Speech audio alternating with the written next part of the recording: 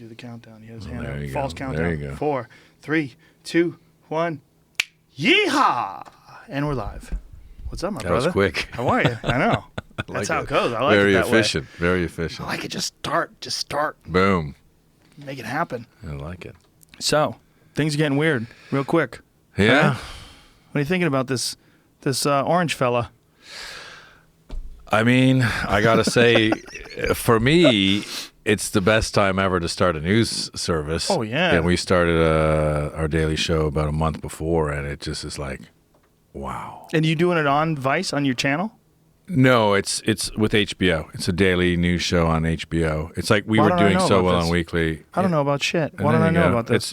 We did our weekly show, Right. and then that was doing well, so they gave us a daily show, and they were going to just put it on HBO Now and go, but then it was doing so well, they put us on the air on TV, so it's every night. This is the best possible compliment for your show. Your show is like what I would expect someone who's never done a show before to do if you just gave them a fuckload of money. Yeah, that's And exactly. gave the hosts who have really never hosted anything before and gave them a fuckload of money. The whole thing feels so.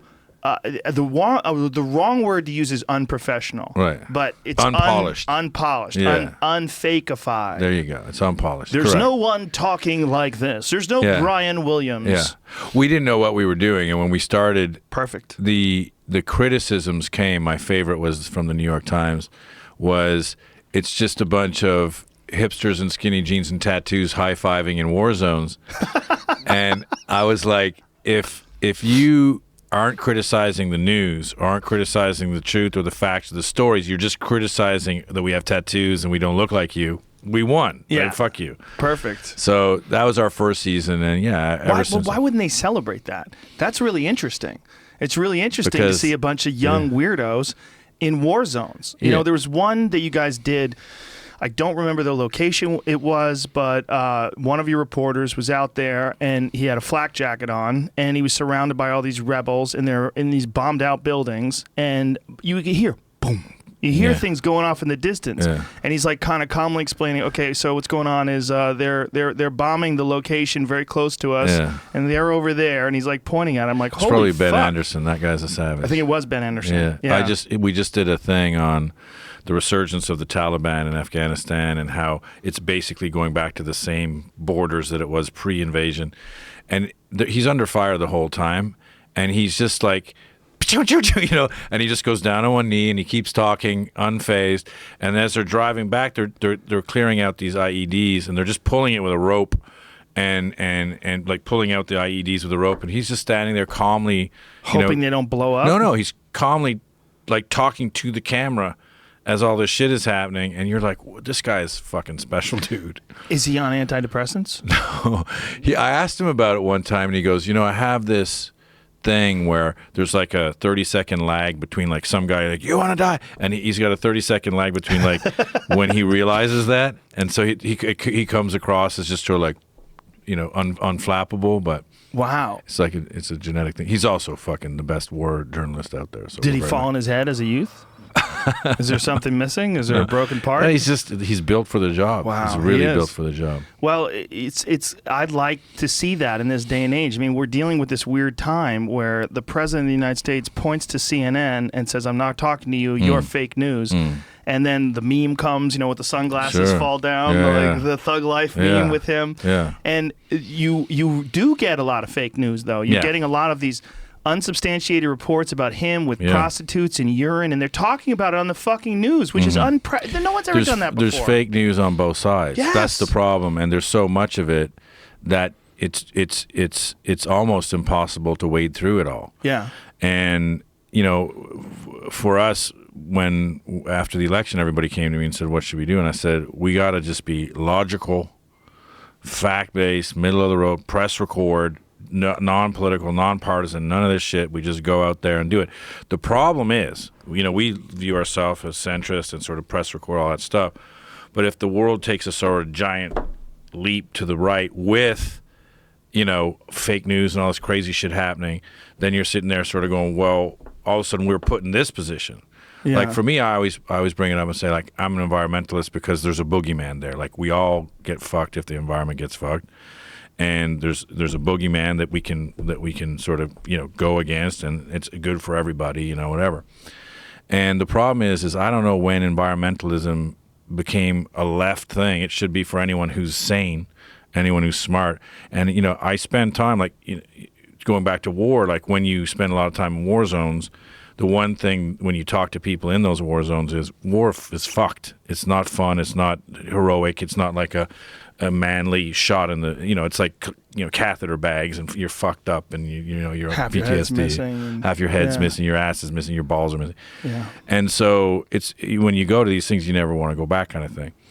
When you talk about the environment, when you talk to the scientists, they're all like, well, of course it's a global scientific consensus. Of course it is. And then I did this piece this year in season 5. It's going to be the first piece. And I'm like, I literally don't understand what the fuck is happening here. Because if you talk to every scientist, now, they're terrible at getting information out, scientists. But they're like, well, that's not my fucking job. My job is to do science. I don't fucking know. Right. So, but, there's this global scientific consensus of global warming, 97%, which never happens in any science, right, ever. But there's all this doubt. Not all over the world, but a lot in America still. So we looked at it. We said, what the fuck is happening here? And there's now 3 AGs, 3 attorneys general, with 20 other in support, who have come out for this lawsuit now against Exxon. CEO of Exxon is now our Secretary of State, Rex Tillerson. And so what happened was they knew in the 70s and 80s that fossil fuel burning fossil fuels, carbon in the air, carbon emissions, caused global warming and was a factor for global warming. And then they realized this is going to be bad for business. So in the 80s and 90s and now, they spend billions of dollars on discrediting the science. That's the whole thing. Well, there's no consensus. There's no consensus. That's the thing. And they spend billions of dollars to do it. There is a consensus. Did you see Merchants of Doubt? I did. Amazing. Yeah. And it highlights that. Yeah, exactly. And a lot of people, it's the same people. What that highlights is it's the exact same scientists and the exact same people and groups and like that did smoking. People. Yeah. Spokespeople. And they went after cigarettes. They did cigarettes. Well, in some cases, the same scientists. Yeah. They said, oh, well, it's the exact same thing. It's question the science. Yeah. It's, we can't really figure out smoking lung cancer could be anything. And do it loudly and concisely with quick sentences where they're very well prepared. And they did the exact same thing with global warming. And that's why when you come here and you talk to people and say, look, we have to do this or we have to do that. They're just like, no, science isn't settled, fuck you. And you're like, it's like back in the day when your mouth would open and a cigarette would come out and say, smoking is good for you or whatever. It's like an oil can comes out and you're like, no, the science isn't settled yet. Well, that whole argument that the science isn't settled yet, like you said, it's being perpetrated by the people that can profit on the science not being settled yet. And that gets really scary because a lot of other people... Yes. You're being fucking duped. And what gets scary is it makes it real convenient for right-wing people who just classically think and vote and behave right-wing to just adopt that thinking and then repeat and then say, well, that's a left thing. And you're like, it's not a fucking left thing. Like, you're a hunter, you like to go out. It's an everybody who likes to go outside thing. It's like everybody likes to hunt thing. Everyone likes to swim thing. It's everyone likes to surf thing. Everyone likes to drink fucking water. Right? I mean, did you see this? There was a new report that came out today about the infrastructure in terms of the water supply. Yeah. The pipes that we have that the water's being carried with, they're all rotting out and replaced in this country. It'll cost $1 trillion. But they're saying that Flint what happened in Flint could happen in a lot of places. Because of the pipes. Yeah, it's just old infrastructure and it needs to be replaced. Yeah. And here it is, Nation of Flints, America's 1.2 million miles of deteriorating lead pipes, and they'll cost $1 trillion to fix. Yeah. One thing that I like about Trump is that he has been saying that he wants to address the infrastructure and he wants to put people to work fixing all the problems that exist and creating jobs by fixing all these types of problems. Which is another famous president said the same thing. Which one? FDR. Oh, yeah. Yeah.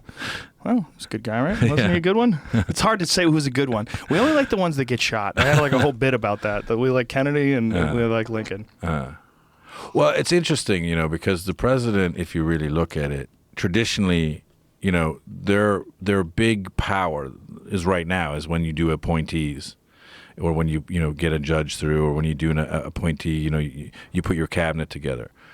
And then the cabinet has power and the president goes on to opening, bridges and flying around the world and shaking hands and kissing babies. And I think that that's what we said is we're not gonna, as a news agency, look at the bombastic or the the titillating headlines or the oh my God he said that. We're gonna look after policy. We're gonna look at what is the EPA with a guy who runs the EPA who tried to sue the EPA and shut it down. What is the energy? What does the Department of Energy look like with Rick Perry, who, when he ran for president, said I would shut down the Department of Energy? What does that look with him actually running it? Or Sessions, who actually is now the Attorney General, who sued the government many times against climate change reform, or Rex Tillerson, who ran the largest fossil fuel company in the world, now being Secretary of State. So we're looking more at just policy, what policy changes because of this cabinet, et cetera, et cetera. Yeah, it's really weird. It's like everybody thought this was going to be this sort of get rid of political correctness, stop all these whiny crybaby liberals, and then once he got into office, a lot of the same people that I talked to that were kind of in support of him just kind of step back and went, whoa, like already? Right. Like right away? Yeah. Keystone Pipeline, the Dakota Access, abortion. Immediately, abortion. I mean, they're cutting insurance paying of abortion. How would you say that? The funding of abortion. It's like you can't get an abortion with insurance anymore. Yeah. Is that what have they passed that? Has that been passed? Well, which is obviously for some people that don't like abortions, it's a very touchy subject, which ironically are the same people who love war. It's very strange. There you go.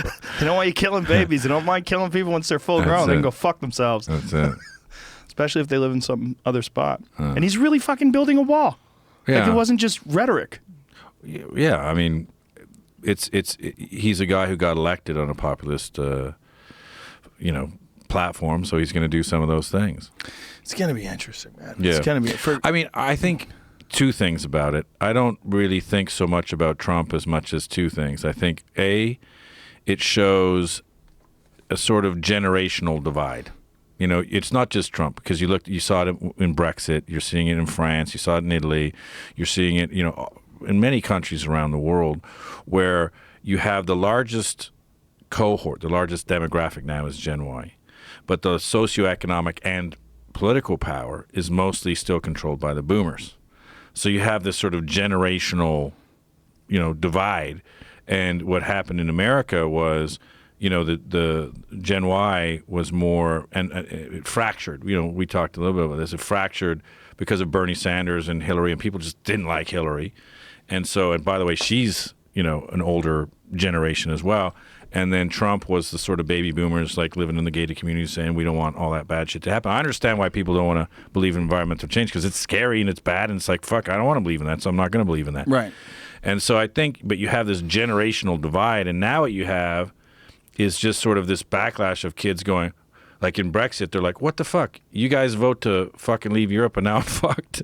Hold on a second. And now I think you're going to get that. So I think it's sort of a global thing, and I think it's also young people are getting upset, and also they're learning you should have fucking voted. Yeah, I've talked to quite a few people that were pissed off that didn't vote. Yeah, I'm like, well, that's kind of weird. And they were like, well, California's going to Hillary anyway. Yeah. Okay. Yeah. Sorta. Yeah. Well, that's the problem. Like, California legalized recreational marijuana, and Sessions. Yeah. Yeah, he doesn't. No. Yeah, he doesn't want it. Yeah. He literally is on record saying that good people don't smoke marijuana. Yeah. What about drink scotch? There you Do good go. people drink scotch? Yeah. What about cigars? Do good people smoke cigars, Jeff? And How's that work? And I think that's, if you look at it, I think young people know what side of history they want to be on. Like, we all know it's going to be legalized. Yeah. We all know it's going to be there. It's going to be, like, say, 3 years, maybe 5 years. And then all this shit, all those people in jail don't have to be in jail. All this money, all this tax money could go in. Look at what happened in Colorado. All the cartels, all this stuff. It's just, like, it's going to happen. So anybody who comes along and says, nope, fuck that, you're like, well, you're on the wrong side of history, brother. Well, he's left it up. What Trump has said is that he's going to leave it up to the states. So if he leaves it up to the states, it's just going to go across the country. And then what are they going to do federally? Once it becomes state legal everywhere, and then the federal government still says it's illegal, what do they do then? I mean, do they change then? Because they the have DEA to change the law because of the money. opportunity. They have to change the law because in Colorado, it's legal, but you can't bank it. Yeah, it's a fucking mess. It's a mess. They have armored cars and guys with guns. I know a lot of cash guys who are former SEALs, and guys who work for Blackwater, and now they're fucking holding guns at weed shops because they got $1 million in cash in the back. Which is bad enough with one state, but when it's 20 states, you got not only that, I mean, how armies. many fucking places in that state? Think about one state. How many mercs do you have running around those grow places? houses and the banking, houses. and it all has to be cash business. You have to grow your own shit in Colorado too. Yeah. That's the other thing. You're not buying it from somebody. You have to grow it if you're selling it. So the whole they're creating a dangerous situation, and people have already been robbed. Correct. And the whole thing, to me, it was really disappointing when the DEA didn't change the classification from Schedule 1 in August. Like they had the opportunity. All the evidence was there. They know the evidence is there, and they fucking lied about it. Yeah. And this is under Obama. Also, the problem with that is because it's Schedule 1, you can't do research on cancer.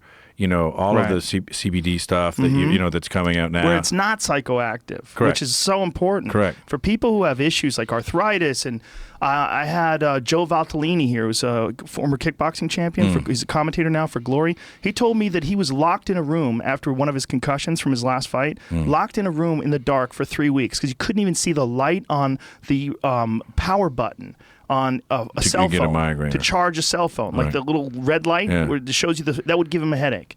And so CBD oil cured him of that. Yeah. And it's currently illegal. And that's the thing is, again, what side of history do you be on? Like, we know all of this stuff. We know where it's going. Yeah. Why the fuck are we slowing down now? Well, it's a bunch of old people. That's really what it is. So. It's a bunch of old people who don't get high, and and they're scared of it. And instead of looking at it pragmatically, objectively, looking at the science, they're looking at it like some goddamn 1950s episode of Dragnet. Exactly. Joe Friday's coming in. It's Pot is for frustrating. losers. It's frustrating. Are you a loser, Mickey? It's like that's really what's going on. It's very strange. Yeah. Yeah, we did this story. The kings of cannabis? These guys? They're like the seed hunters. They fly around the world and they find like the best seed strains. No. And then they go back to Holland and they make they won the Cannabis Cup like 6-8 years in a row. They did White Widow. Let me tell you something about the Cannabis Cup real quick. I was one of the fucking judges. Oh, there you the go. Well, Cup. these guys are two Dutch guys. I don't know these guys because I only did it once and I'll never do it again. It's a farce. Okay, this is what they give you. They give you, you know how those old ladies that take pills, like if you're like someone else to take your arthritis medication and you have like 7 days and Monday, Tuesday, Wednesday, Thursday, those little things. Yeah. They give you one of those. Each one of those things has weed, and you just start fucking smoking. And you're don't know which off to the which. races. You have no idea. After the first couple of hits, you're on Pluto. This one's great. And you're just fucking hammering it. And then everybody's talking in this like ridiculous jargon. They're like, oh, this is really tasty. They're a fucking super annoying and stinky. And they're talking about the cannabis community. I had this weird conversation with this one dude. Who won when you Who the judged? fuck knows? I don't even know who I voted for. I have no idea. I was so high afterwards. I was having out-of-body experiences because people were giving me cookies and candies. It was one of, if not the highest, one of the highest I've ever been in my life. Maybe the highest. Yeah. Because we were at this place on Melrose.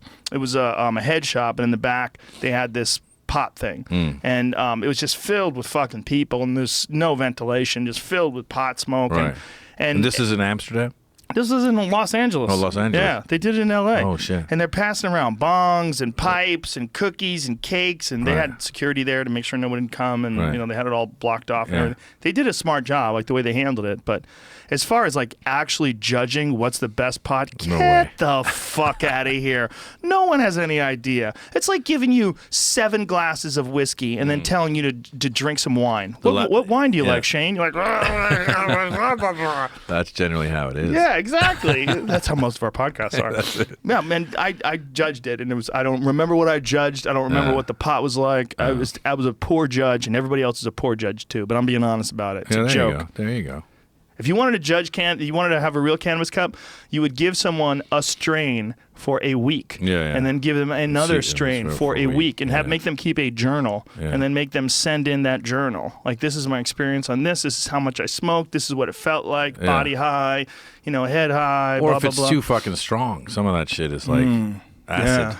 Yeah. You like that? That's my stuff. Yeah. It's getting to a strange place now for sure. Yeah. Because what's interesting to me is when people who don't smoke it, then I get to see. Because our tolerance is so high because we smoke it I smoke it almost every day. Yeah. At least 5 days a week, I probably smoke weed. Yeah. So when I see people that try it for the first time and you see that terrified look in their eye where they're confronted with their own mortality and they feel the earth spinning and they're like, Jesus.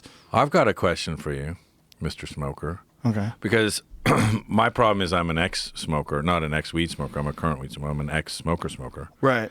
And so smoking always makes me want to smoke cigarettes, A. B, so I do like, they have all the different things now. The one I like is this high CBD sort of, but it gets you high still, the honey, Oh, yeah. And it's fucking awesome. Whatever you need, I can get. Okay, but the thing is, but I got a question because I was thinking about this the other day because I'm like reading all about how it stops cancer and this is great for this and great for that and all this other stuff. So I'm like, fuck yeah. But isn't smoking it still bad for you? No, apparently not. And Who's saying actually, that, though? Scientists. Right. It actually acts as an expectorant on your lungs. It's actually good for people that have emphysema. It's actually good for people that have issues with their lungs, which is really strange. Really strange. Asthma, really good for asthma. Dilates if you're smoking the lungs. weed. Yeah, crazy. Right. Doesn't seem to make sense. No.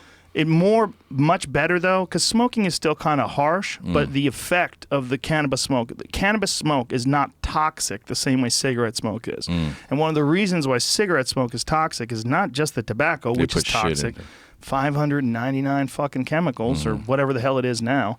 Marijuana users have good lungs for transplanting. So if you get high, walk off a building. Whoops, man. Yeah, your lungs are good. But you don't have to smoke it. Here's what I'm down with. These fucking things that I got charging right here. These vape pens. Some of them suck. Because some of them, the ones that look like an e-cigarette, those suck. They don't have enough juice. They're not powerful enough. You want one that has a really good pull. There we go. That's got some. Because these get you high, like getting high. Right. Whereas the other ones, you got to keep hitting them over and over and over and over again to get high. Right. These motherfuckers get hot because that battery's fat. See how fat that battery is? It's much fatter. The other ones, when you get the ones that are skinny like this, the other problem with the ones that are skinny is you get a lot of duds. Right. Like they're making a lot of them in China. Sorry, China. But a lot of them suck, man. Like my friend Gino, who sells me everything, he gave me 4 pens, and 3 of them were duds. Really? 3 out of fucking 4 were duds. They just didn't work. If it was all legal, then exactly quality control. Quality control. Yeah. Well, they were packaged. See, the whole deal is that they're packaged already, and when you're getting these ones that are pre-packaged, like you throw them away when they're done. It's very wasteful. So this, you just get this little cartridge, you slide the cartridge into this big fat battery thing, and bam, you're there. Off to the races. Want some? No. Scared? No. Don't be scared. It's being a good boy. It's a good time, man. It's a good time for that. And it's a good time for people to do, well, the problem is federal research is still impossible. Doing real hardcore research on, large-scale research nationwide. And we should be going, anything that shows some promise re-cancer, we should be going whole hog after, and the fact that we're not is just ridiculous. I'm worried that he has Trump has such incredible connections to money. And that, all the good parts that's going to come from that, like his no-nonsense approach to infrastructure, wanting to rebuild a lot of things, put a lot of people to work because of that, and a lot of people benefit from that. What scares me is that money connection with the pharmaceutical companies who have just gone way, way out of their way to just try to stifle marijuana research at every possible turn and legalization at every possible turn. And it's just criminal. What they do is awful. Because when you make something illegal, it's not just making something illegal, which is why I had to like drill this into the head of a friend of mine who was pro-Hillary, and he's asking me why I'm upset with her, and I said, look, dude, there's a fucking email that was leaked, the WikiLeaks email that said she's against marijuana in every sense of the word. This was she was making a promise to some organization. I don't remember who it was, but they were asking her what is her stance on marijuana. She's against it in every sense of the word. How could you be? That's like saying I'm against peanut butter in every sense of the word. Like, what are you, a monster? Yeah. You want people to go to jail for peanut butter? Yeah. Like, the problem is it's not just that you don't like it, which I'm fine with. The problem is you can make people get locked in a cage. Sure. that's a crime. It's a crime. We know this is innocuous. Like, I just hit it. We're having a conversation. There's no problems. This is not some devil weed. It's not going to ruin lives. I pay taxes. I have a family. Everything's fine. I wake up when the alarm goes off. It's all, we're being fed bullshit. And when someone who's in the position of running for president, like Hillary, says something crazy like that, she's against marijuana legalization in every sense of the word, that means people are going to go to jail. That means people are going to get shot. That means more Mexican drug gangs are going to ship more illegal product over here. The more no research is being done. No research is being done. People are going to die from cancer that don't have to die. People are going to get diseases they don't have to get. But this is my problem. Because, again, it's what side of history do you want to be on? And I think that most people who grew up the way we did it, or sane people, are just saying, what the fuck? Exactly. What the fuck are you talking about? Exactly. Come on. And as you said, there's 5 different positive aspects for it. And, by the way, we all know where it's going. Yeah. So why? If it doesn't go in that direction, we're going to have a fucking revolution. And they need to understand that what you saw with that women's march when the day after Trump was inaugurated, when you see millions of people, there was 1 million people in L.A. They expected 80,000. 970,000 fucking people showed up. Whitney Cummings sent me some pictures when she was there. And I was like, holy shit. This is crazy. That kind of movement is not just connected to women's rights, and it certainly is at that day, but it's a mindset. It's a mindset of protesting and fighting what they think is wrong. And it's going to spread across the board. 100%. So we're in a weird fucking bipolar situation in this country. We're in a bipolar situation. We're a bipolar country in a lot of ways. You know, there's a lot of, you fucking liberal crybabies, you bunch of libtards. Well, this is the whole thing, is that you have... You know, I did a special on dysfunction. That's a picture from Whitney Cummings' Instagram. Jesus, fantastic. That's a lot of people. Well, actually, it's good because, you know, I think Americans had forgotten how to sort of protest. Americans had forgotten that this is part of democracy and all this stuff. We've been sort of, you know, talk radioing our anger, you know, in quiet. And, you know, and I think it's good to go out and protest if you believe in it, A. B, if you you know, sort of look at, you know, what's happening politically. You know, I did a thing on the House Divided, and what's interesting is if you ever do anything on Israel, then the pro-Palestinian people go after you. If you ever do it on Palestine, the Israeli people go after you. Everybody, like, you can never do anything right. It's the same thing when you do sort of, you know, politics here.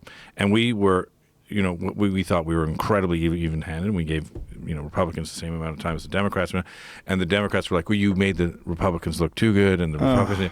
But the thing is when you look at it, you say, you know, it's so broken that it used to be just like, you know, pendulum swings. But now what's going to happen is that Trump gets in. He's going to undo a lot of the last 8 years. Then the Dems, when it swings to them, will undo what he undid. So it's not doing nothing. Now it's going backwards. And so you're sitting there saying there's a lot of shit that we got to solve, and we can't solve it if we just keep going backwards politically. And I think that's why there's so much frustration, is because you're sitting there going, let's unwind what they did for the past 8 years, and then someone else will get in and unwind what we unwound. We have a real problem as human beings in getting into that team mentality. There's so many of us on the left that have so many, we agree with so many things that the right stands for. Like, and there's so many on the right that agree with so many on the left. You know, I mean, I'm more left than I am right, but I'm pretty fucking right. I'm right on a lot of shit, like gun control and... You're a centrist, which is hopefully what most people should be, that they can see the logic in both sides. Yeah. The problem is when you get too far to the left or too far to the right, it's crazy. Exactly. And what's worrisome, and you have no farther to look than France. France elects a socialist, you know, PM, and then all of a sudden the Front National, who were a joke, become the leaders in the next election. Yeah. Front National are like, you know, super right wing. Right. And so you sit there and say, okay, well, everyone's moving far and far. It's best when we're all just fucking working together. The economy's doing well. We're all getting it done. And so, you know, we're sitting in the sort of logical middle. That's the problem with going too far to any side. And that's, like, you can be on either side on issues and all this stuff, but if you go too far and you're too sort of dogmatic on either side, that's when it gets scary. Yeah, and it gets scary quick. Yeah. It gets scary real quick as soon as one incident happens. And it gets scary in France. Imagine scary in this country where you have more guns than you have human beings. That's it. You know, and that's what people, well, that's what the gun problem. It's not a gun problem. It's a human being problem. Sure. And if we address it as a gun problem, you're going to make that human being problem even worse because you're going to take people's guns and you're going to make them more angry, or you any kind of legislation that fights against their rights and that they think are there by the founding fathers, you're going to have a giant problem. Sure, exactly. And when people think that you could just pull it away from them, we're just going to take away the guns. Fuck it. There's nothing they can do. Jesus Christ. There's definitely something they can do. And you got to be really fucking careful starting that war. It goes back to messaging. And you're saying, like a lot of people are saying, no, the science is out because they spend billions of dollars to do that. The thing is when you are playing such far right, far left partisan politics, then you have people saying, oh, Obamacare, he's a socialist, he's trying to take over the government, he's trying to do this, he's trying to do that, and sort of blowing it out. Why? Because that creates the Tea Party, which, you know, comes in and then they have power. And then the Tea Party, by the way, has to go back to their constituents and say, we're going to repeal it, we're going to do this, we're going to do everything. And it just everything goes to the atomic level. Yeah. And so that when you actually go into Congress or into the executive or into the Senate and you try to get anything done, you can't. Because you've promised that you're not going to, you know, do anything. You're not going to have any sort of, you know, partisan, relations, bipartisan relations. Yeah, it's fucked up, man. It's stupid, and it exists because we have two parties. When you make two people, we make one of them wear red, and you make one of them wear blue. They start wanting to fight each other. It's a stupid thing that we have, or at least disagree. You're also. It doesn't matter if you're in or out. You're always in power because there's only two. Right. So you're always going to be this sort of opposition. Yeah, and that influence, the problem is, like, this is what people have to realize. A lot of your opinions, and my opinions too, are not really my opinions. They're opinions that I've decided are good, that I've heard from other people. Right. And a lot of our patterns of behaviors, from accents to the way we approach culture, the way we think about women, the way we think about religion, a lot of that is learned. Okay? And we have these two deeply ingrained patterns in this country. We have the Democrats and we have the Republicans. And the Republicans are these no-nonsense, get business done, you know, and the Democrats are, you know, we always think of, oh, these people are all crybabies and they're all wishy-washy and they're bleeding hearts and that this is like ingrained. Yeah. It's sort of ingrained in our system, these two different patterns of behavior. And they're severely problematic because you could exhibit a lot of traits on each side and still be a very good person, or a lot of ideas on each side and still be a very good person. If you look at, I remember when, you know, looking at sort of the Clinton administration, he took the largest deficit in history, made it the largest surplus in history, shrunk government. You know, basically the tenets of the Republican Party. W gets in, turns the largest surplus into the largest deficit, expands the government, et cetera, but nobody said boo. Yeah. Like there's, when you're like, hold on a second, we just switched these things over here. No one wants to criticize their side. It's like, but it's like sports teams. If exactly. You know, you pick your sports team when you're 6. You pick your political party because your parents do generally. Yeah. And where you are, and then that's it. I don't give a shit what they say. Coming out as a Democrat to your dad in a lot of places is like coming out gay. Yeah. I bet it's probably one of the same things. You're a fucking Democrat. Because they're ashamed. You're a fucking Democrat. You're going to vote for Bernie Sanders. You know what he wants to do to this family?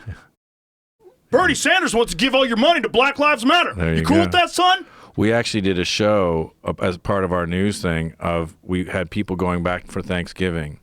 And it was the parents who voted for Trump versus the kids who, you know, voted for either Hillary or didn't vote or whatever. And they were just fighting and crying and freaking out and, like, you know, all this stuff. And why did we get to this level of dysfunction? I mean, it's a problem when you have two sides. Yeah. It's very difficult for two sports teams to meet in, you know, say if they meet in neutral territory like Vegas, and then the fans get along. They're not going to get along. Right. People are fools. We have tribal instincts.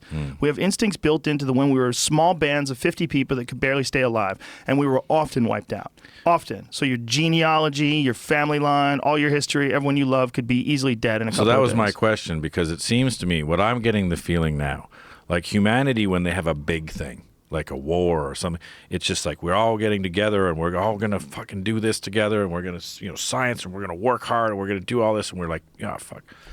And then when this has been the largest or longest period of peace and prosperity the world's ever known. Yeah. Right now, we see things in Syria. I'm talking about sort of these are sort of isolated conflicts, but I mean overall globally. And what do? We're sort of eating ourselves. Yeah. We're looking inwards and just saying, "Oh fuck, I hate that guy or I hate that guy." Well, even in their parties, they eat themselves. Yeah.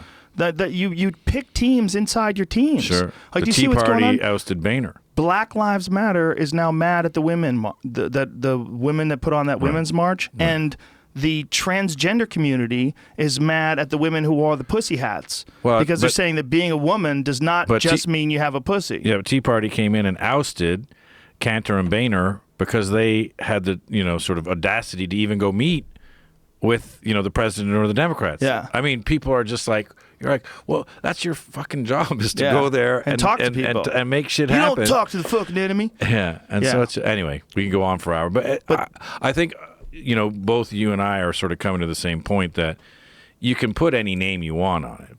What you're coming to is a sort of dysfunctional relationship. Yeah, that's not going to end anytime soon. What I'm hoping, and this is totally possible, that Generation Y, like you're talking about, Generation X, all these people that are growing up right now and just sort of waking up as adults, like realizing, like half those people that are wandering through the streets when you looked at the Women's March, half those people are in their 20s. Yeah. They're young folks that are just kind of realizing, like, hey, I'm a fucking adult. I can go out and organize. I can get something done. I can do. I am really hoping that this message will get out, that it is high time we abandon this fucking goofy system and that we demand a better system for running 350 million people and one figurehead and all of his cronies that he stuffs into some office and has massive influence over all of us. I think it's a giant problem. It's a giant problem, and to keep those people rotating back and forth from left to right, it's not doing anybody any good. But I think what's ironic about that is I think you'd have a lot of people agree with you on both sides on that. I think we need like a council of elders. Like we've been talking about this lately a lot. Like having a council of really fucking smart people. Right. Who would you have on though? Who would you have on if you had If you had a council of 8 people? Who would you put on 8 people? You don't want 7 because it's probably like satanic or some shit, right? Some lucky weird number that. I mean, you'd need a good doctor, like just for health stuff. I like Siddhartha Mukherjee, who wrote The Emperor of All Maladies, and he. How about Sanjay Gupta? Well, I like that guy. I used to hate him, and then I liked him. I like Siddhartha. I think he's a real genius when it comes to stuff like that. I think you need a good tech person because I think. Elon Musk, he's in. Elon Musk. I'm a big fan of Elon Musk. I'm a big fan of Elon as well. What he can do on his own is just fucking amazing. He's digging a fucking tunnel. He's tired of the traffic in LA. He's digging a giant tunnel. Yeah. I love Elon Musk. I love Elon Musk. I like the fact that like batteries. The thing about solar didn't work because his fucking storage didn't work. So he's like, fuck it, I'm going to make and he took the Tesla, made the battery thing into a power. What else is the best battery in the world? You're like, you know what else I like about him? He married an actress twice with no prenup. He married the same actress twice. You know what that means? That means he drinks and he fucks. He drinks and he fucks because that's the only way you make those goddamn decisions. You marry that same actress twice with no prenup? If he did that, he's an animal. He's out. He's a savage. So he's in. He's like, I love you. I don't give a fuck about a prenup. Oh, he came inside of her. They fucking high-fived. That's my kind of guy, and he's making batteries. Yeah, making fucking good batteries. He's making good batteries. He's making charging stations everywhere. We got to put him in. Okay, so we got Elon Musk. We got Sanjay Gupta. We got your guy. Siddhartha Mukherjee. But you need a good common sense, like... Do we have Al Gore? Al Gore, there's a little bit of criticism because of that movie. Like a lot of people, I think it's important. Like I'm an environmentalist, but I think he's too far. He's too far over there. I think you need a sort of. If it was me, you want someone. You know who I like? I like. There's a guy named Eric Schmidt, and he's the chief or one of the head NASA scientists. And these guys are just super smart dudes, right? Men and women, actually, because the chief scientist at NASA I met as well, and she's fantastic as well. But you just need like a common sense person who just goes in there with no rhetoric or no politics or anything, just saying, look, we have to reduce emissions by 80%.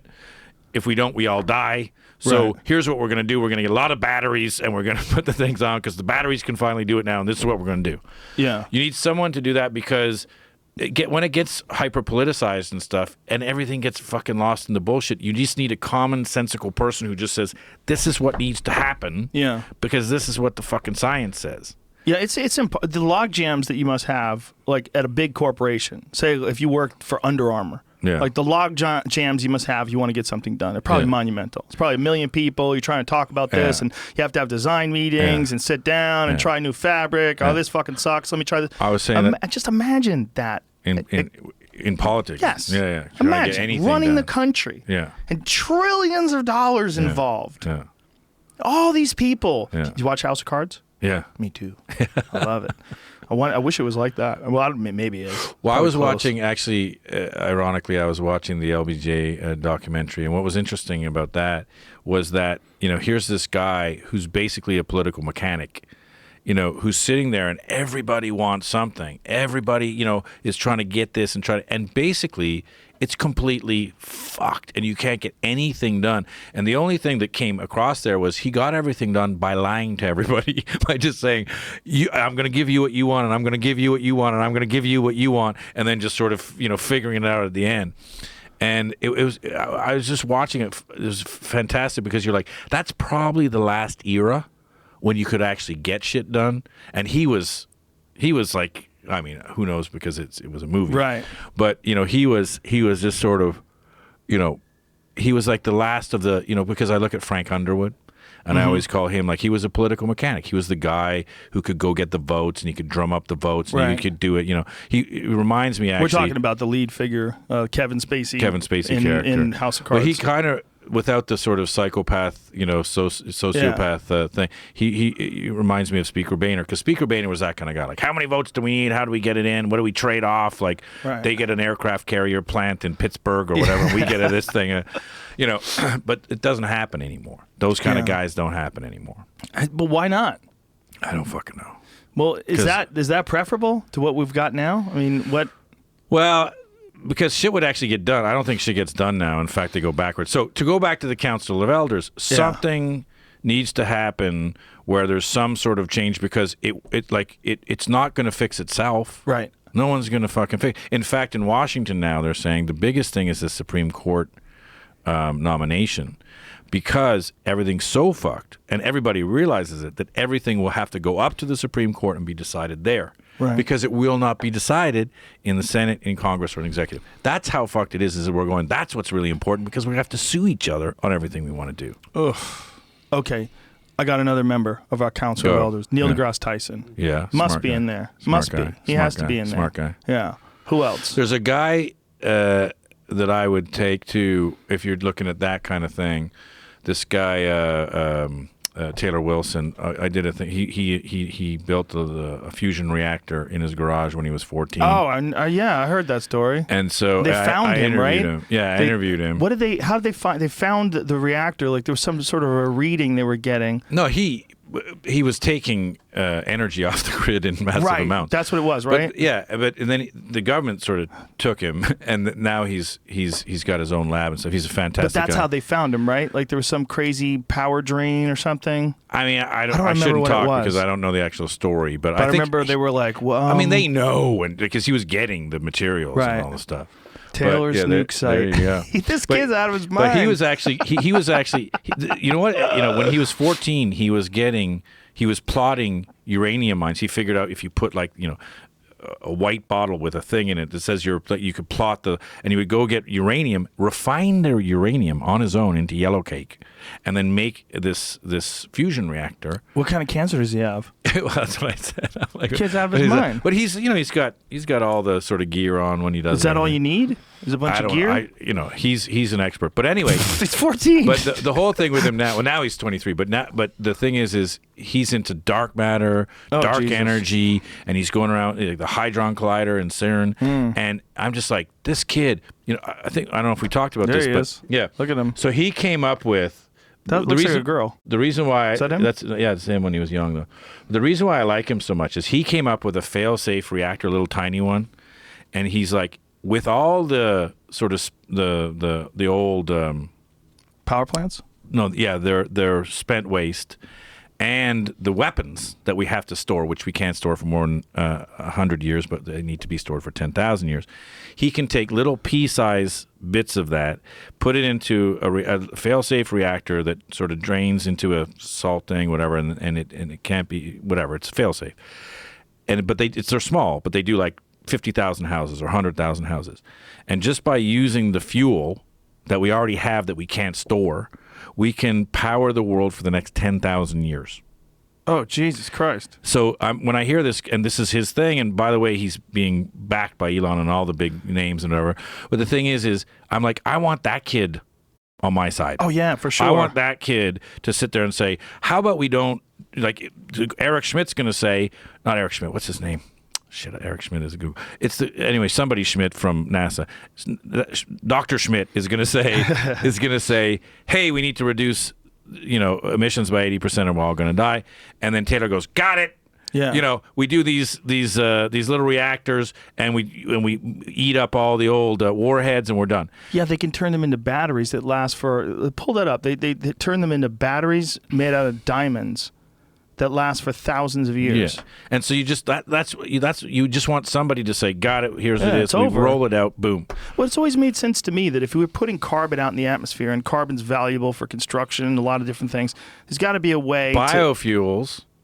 So if you want to do biofuels, it's all carbon. You need CO2 to inject into the biofuels, and you're like, refine the carbon out of the goddamn atmosphere. So when they make biodiesel with like corn and shit like that, there's the one that use algae. Look at that. Algae, yeah.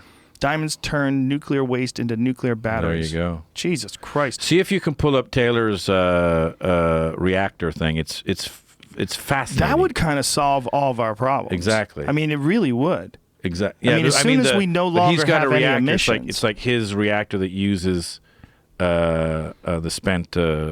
He did a TED talk on it. Anyway, so we need him because whenever I'm around him, I feel better about humanity because I'm like, this is just so devastating and I don't know how to fix it. He goes, well, the science is there. You can do it tomorrow. You just got to da-da-da-da-da. And you're like, oh, how do we get that done? We got to keep that 23-year-old kid away from pussy.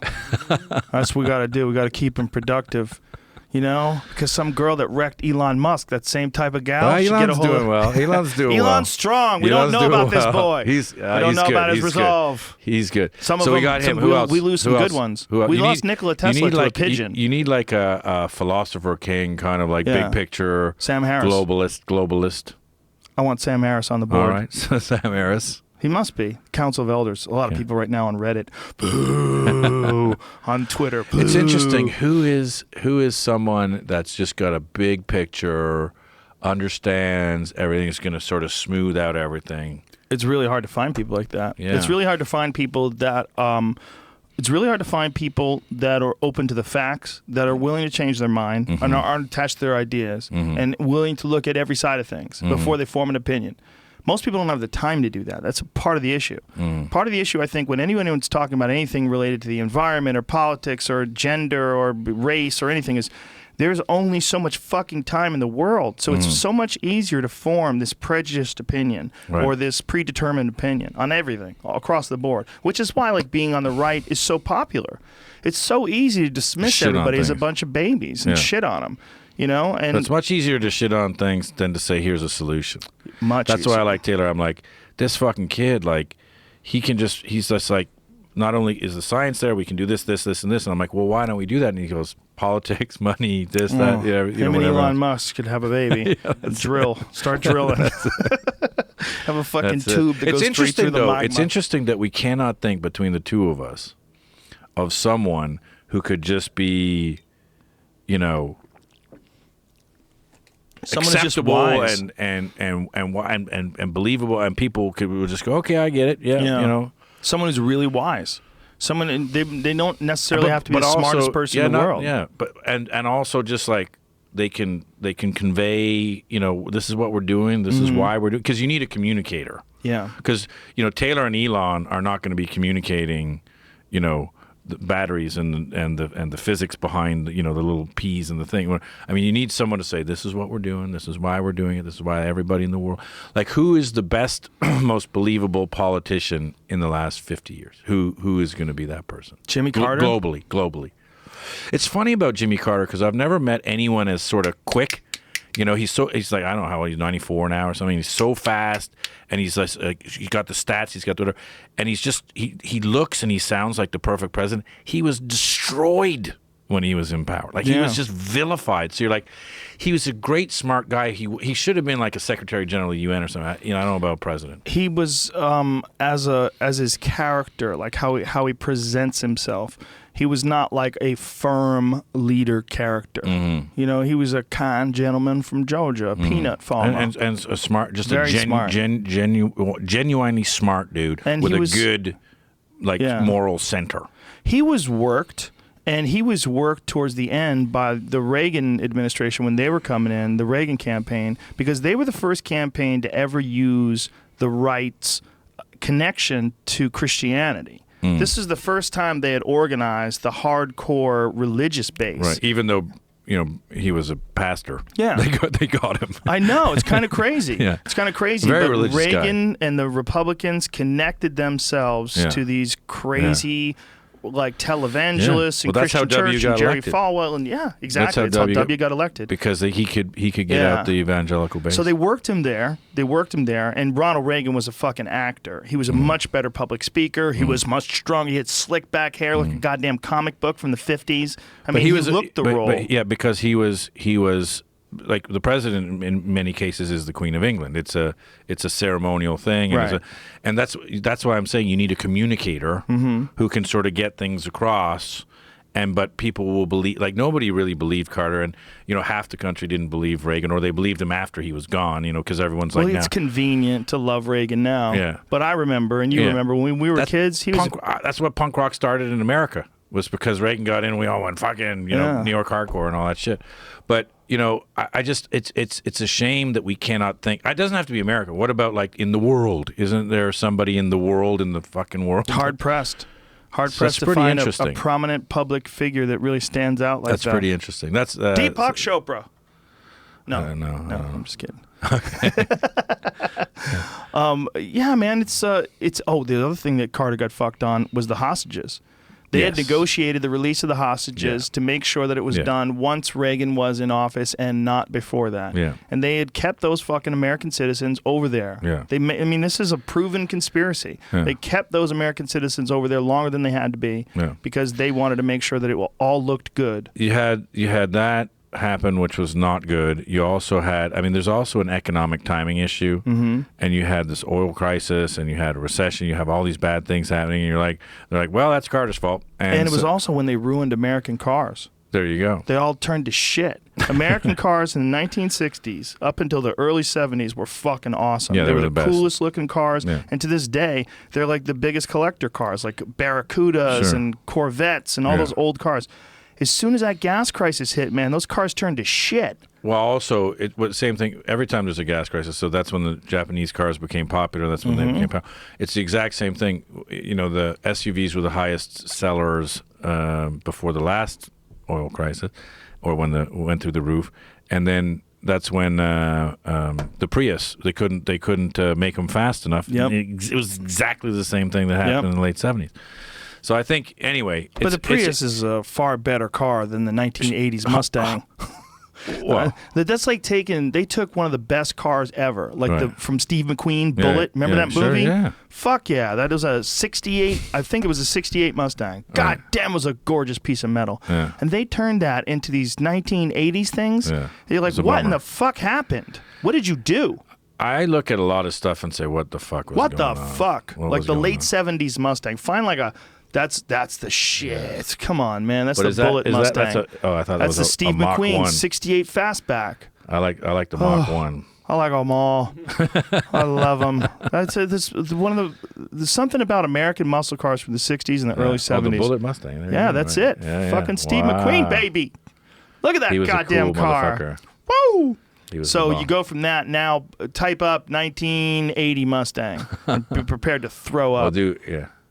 Get ready to puke. Here we go. Oh my God. What in the fuck is that hunk of shit? It's like a K car. How the fuck? How the fuck? Nobody wants that car. That car is worth 3 cents. Nobody wants that fucking car. I think actually, like, people who like Logan's Run and all that stuff, like those old 70s futurists, they would like it. No, even them. Even those dummies. They just made some terrible fucking cars in the late 70s and put that away. You're making me throw up. There you go. Oh, they can't. Something happened. But it's interesting. So on our council of elders, we don't have one politician. Okay, so no, we can't have one of those. So we got those people. So we got some good doctors. We got some good scientists. We got a tech guy. We got some visionaries. We probably need more than one tech guy. Who else do we need? We're probably going to need some tech guy to balance out Elon. Elon might get a little wacky. Start sending people to Mars and shit. Now, here's the other thing: is the council of elders for the world or for the country? Because then you also need some military dudes to say we can't. Obviously, we like the one thing that that is sort of whatever a truism is that you have to preach that sort of. There is no democracy without safety. Right. It's true. And you have to have guaranteed sort of protection. And if you look at Europe, it's quite interesting because when they sort of said, okay, we've got to, we're going to protect this area and there's an economic benefit for this area, you had all the little groups start to say, like Scotland or the Basque countries or Catalonia or, all these different say, well, we want to split off, right? Because it's more democratic to have smaller sort of runnable countries and they're like, well, we want to have our own thing because we'll be part of this bigger thing, but we want to be more democratic. And I think that's quite interesting because you have these supranational political entities that sort of guarantee safety and economic security, and then therefore it's much more democratic. So you sort of sit there and say, okay, well, if that's the case, then you have to have that guaranteed security. So so how do you do that? Well, this is the ultimate goal, and this is going to take several generations. End all nations.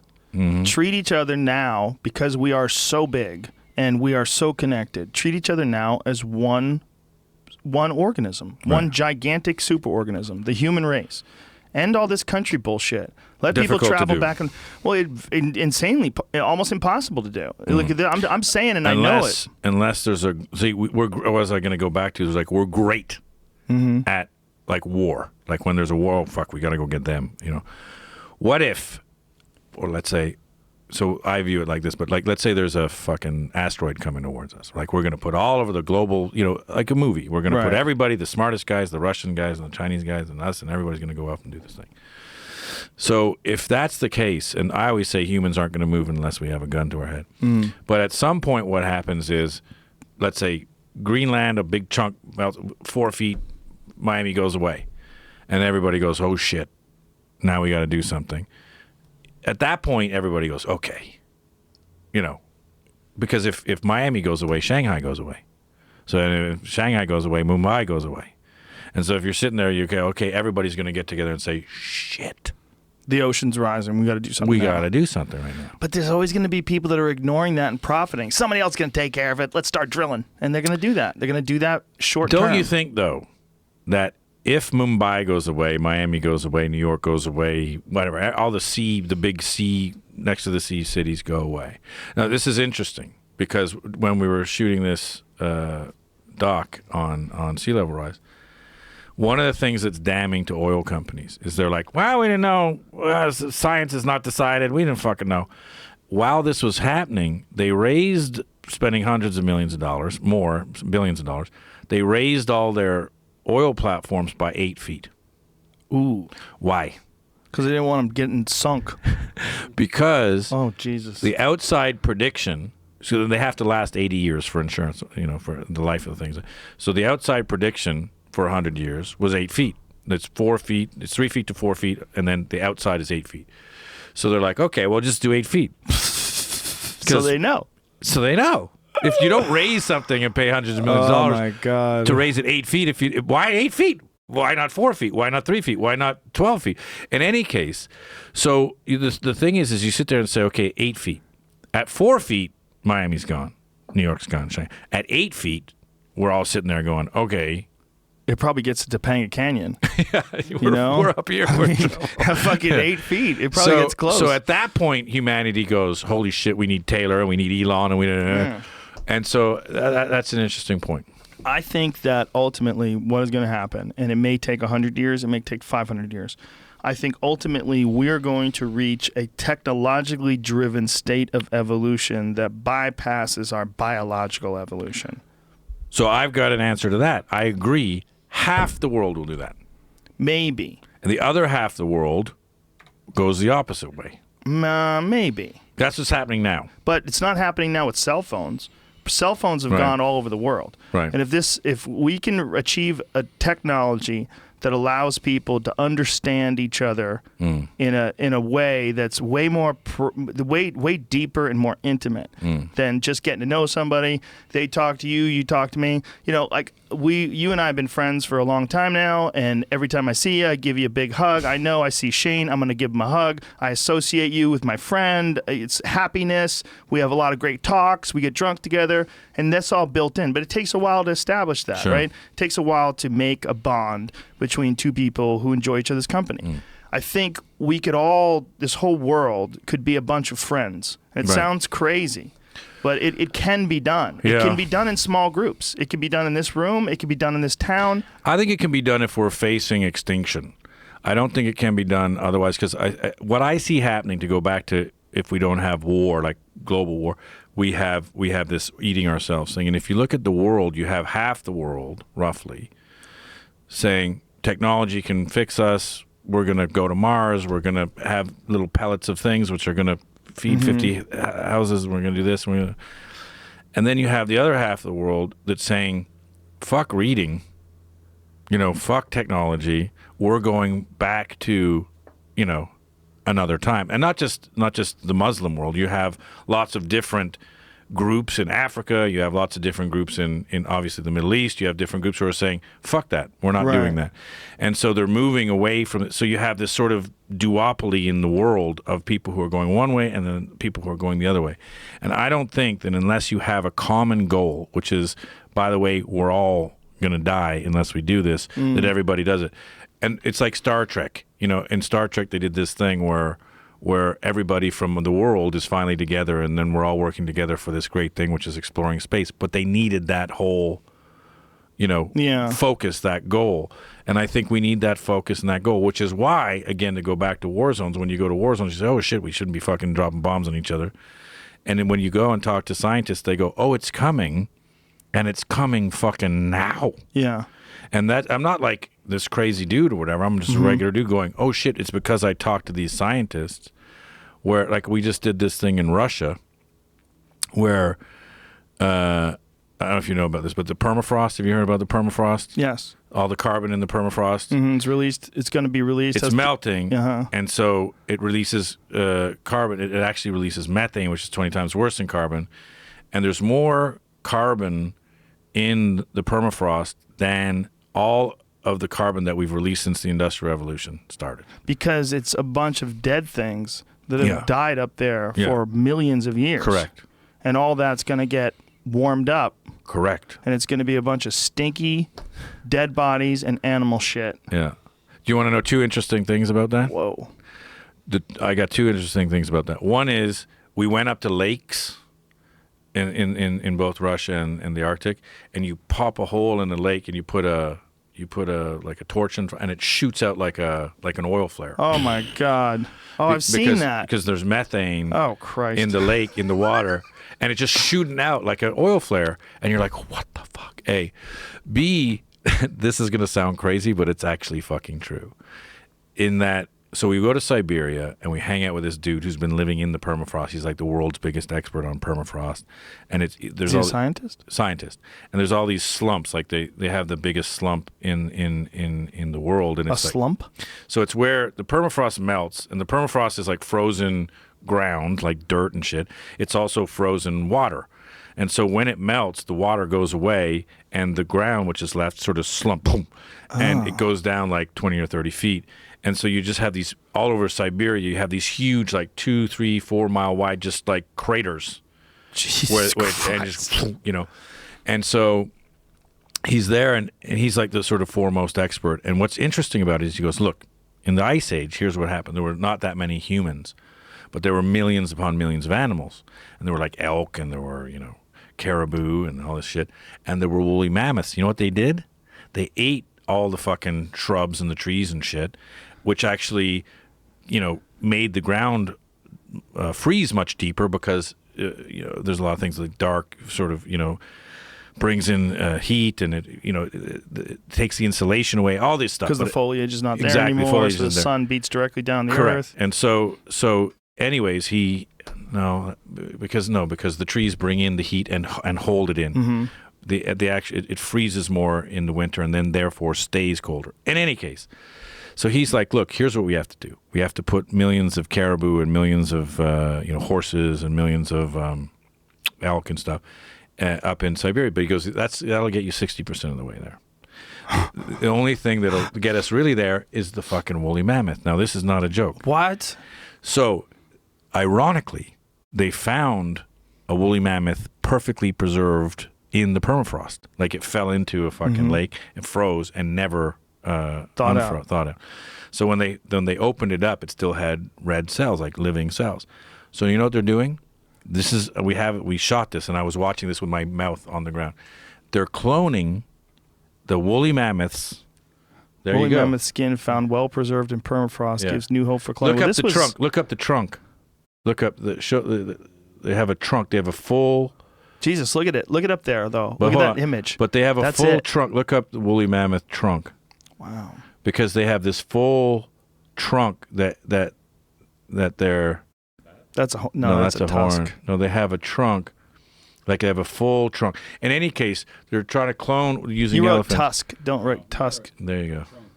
Oh, you wrote trunk? Why did it pull up tusk hunters for the first thing? That's weird. They're trying to...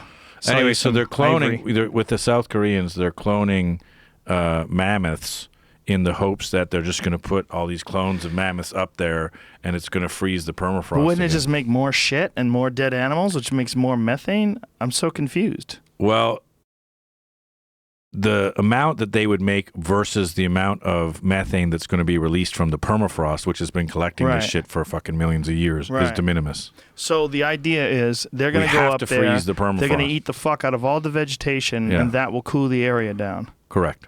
Wow. Correct. Why don't they just make ice cubes and just dump them out of helicopters? That seems like just as good of an idea. They're going to make fucking There's woolly another mammoths? guy we need for our council is this fucking crazy Russian dude who's just up there saying, fuck it, let's get some mammoths to fix us.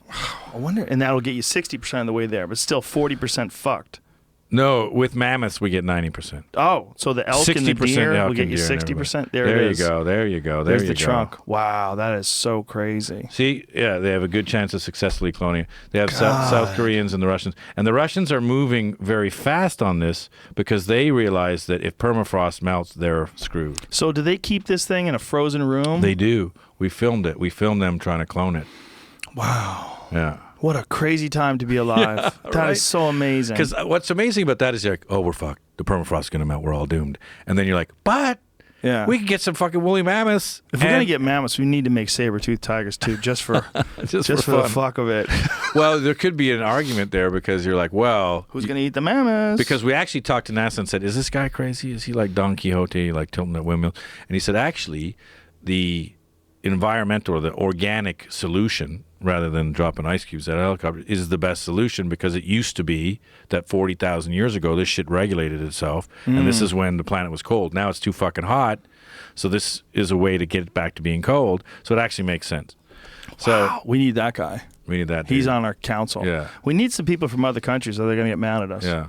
Because, maybe we shouldn't. Maybe we should just have our fucking country figure this out. Maybe it's too impossible. Maybe it's too much wheel spinning to fix the world. I think you need other people. We need some chicks. Come on. Gotta get some chicks on there. Chicks are gonna get pissed. They're already marching, dude. We need chicks on our council. I agree. Who do we got? Nobody. No, come on. Unfortunately. Come on. Oprah. Maybe. You know what Oprah's good at? You know what? You just hit the nail on the head.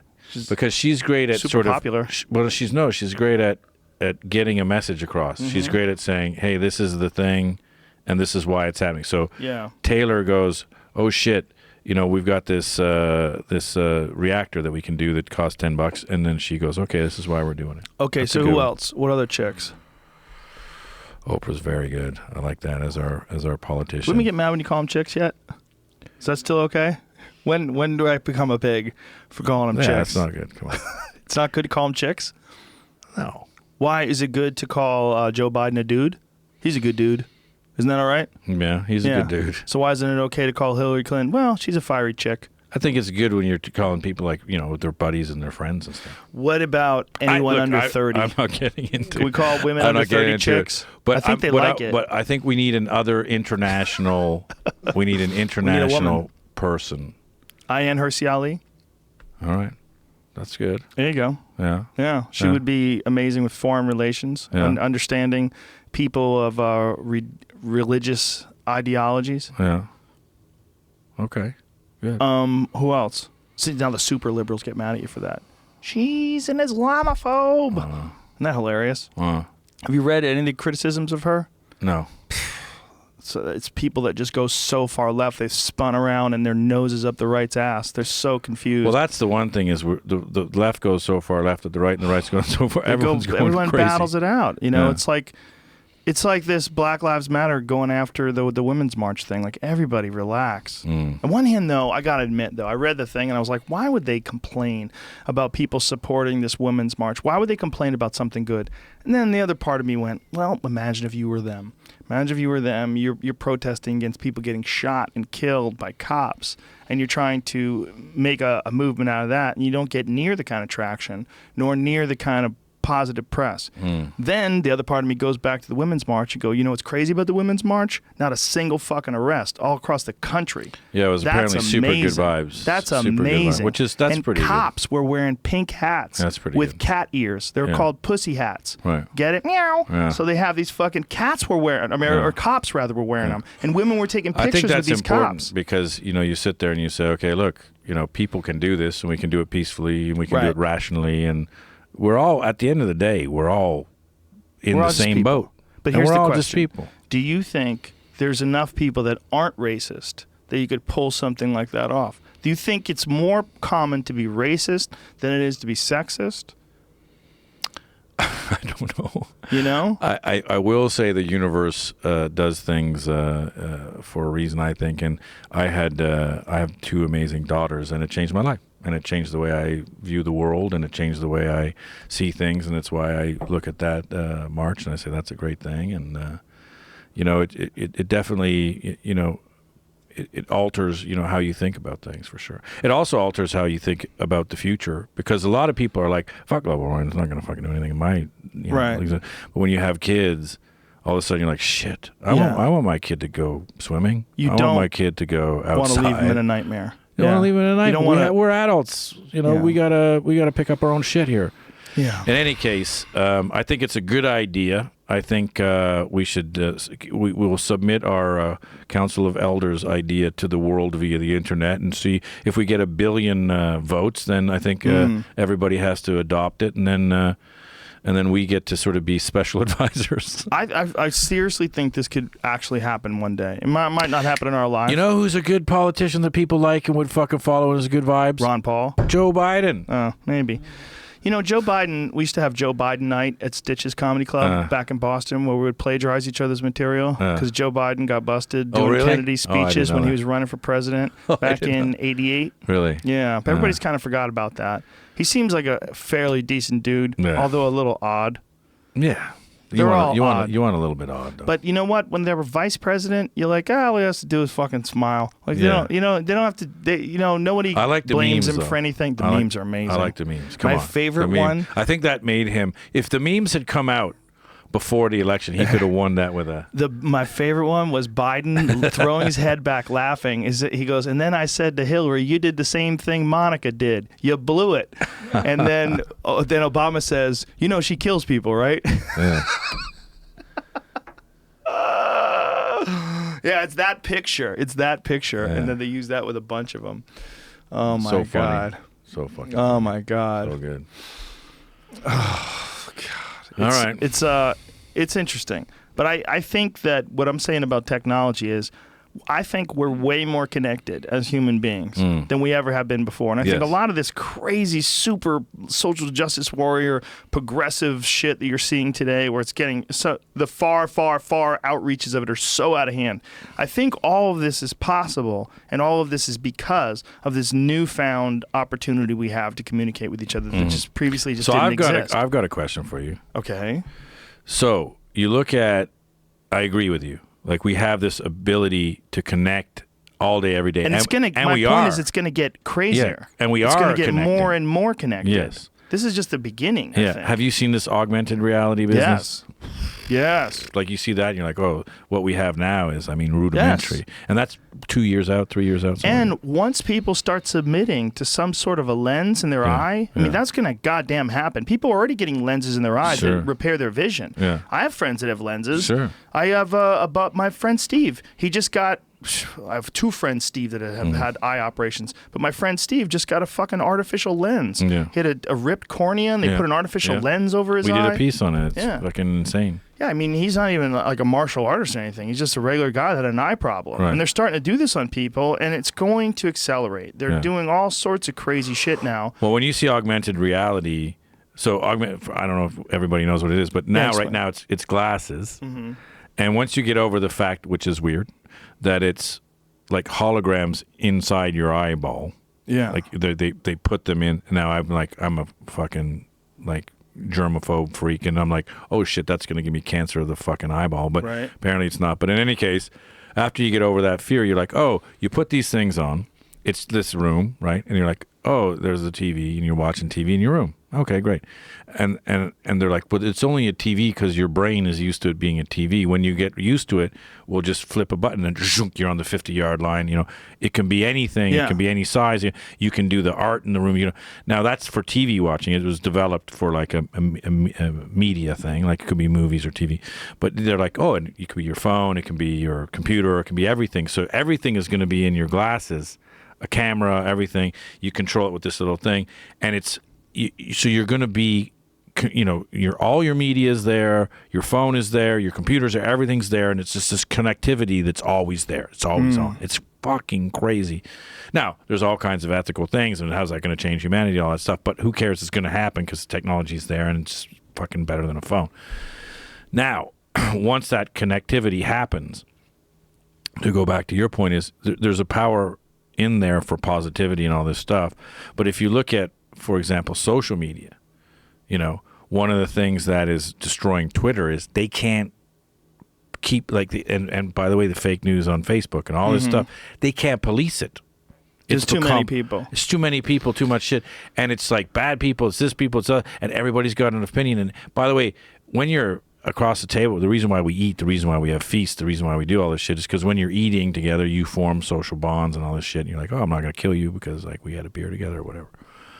But when you don't, and it's just this anonymous, I can say and do whatever the fuck I want, it just becomes like crazy. And it becomes fun for people. They're Bob 5522A asshole, and then they decide to fuck with you. Yeah. You know, it's fun for them. It's a little game. Yeah. You know, I was listening to this Radio Lab pod. No, it was an article I was reading. That's what it was. And it was about this guy who had been stalked online by his friend's son.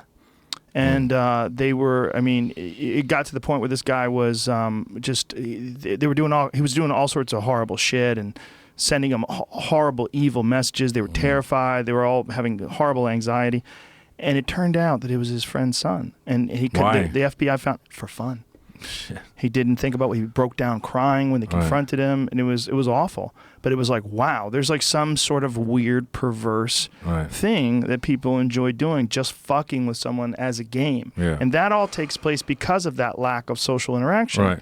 The problem with that is as those tools, let's say augmented reality, get more and more powerful, then that sort of unless we look at that aspect of it, we're all fucked. Maybe not though. It's going to be, you and I are going to be able to have this conversation where we're nowhere near each other. Exactly the same way that we're having it right now. We're going to be able to look at each other in the eye and have like this kind of a conversation, and you're going to represent you. There's going to be some sort of a video version of you that I will not be able to distinguish from you, and you'll be sitting there right now, and it won't be much different other than physical contact. There's an interesting point though, which is when humans are hungry and thirsty, our immediate reaction is no.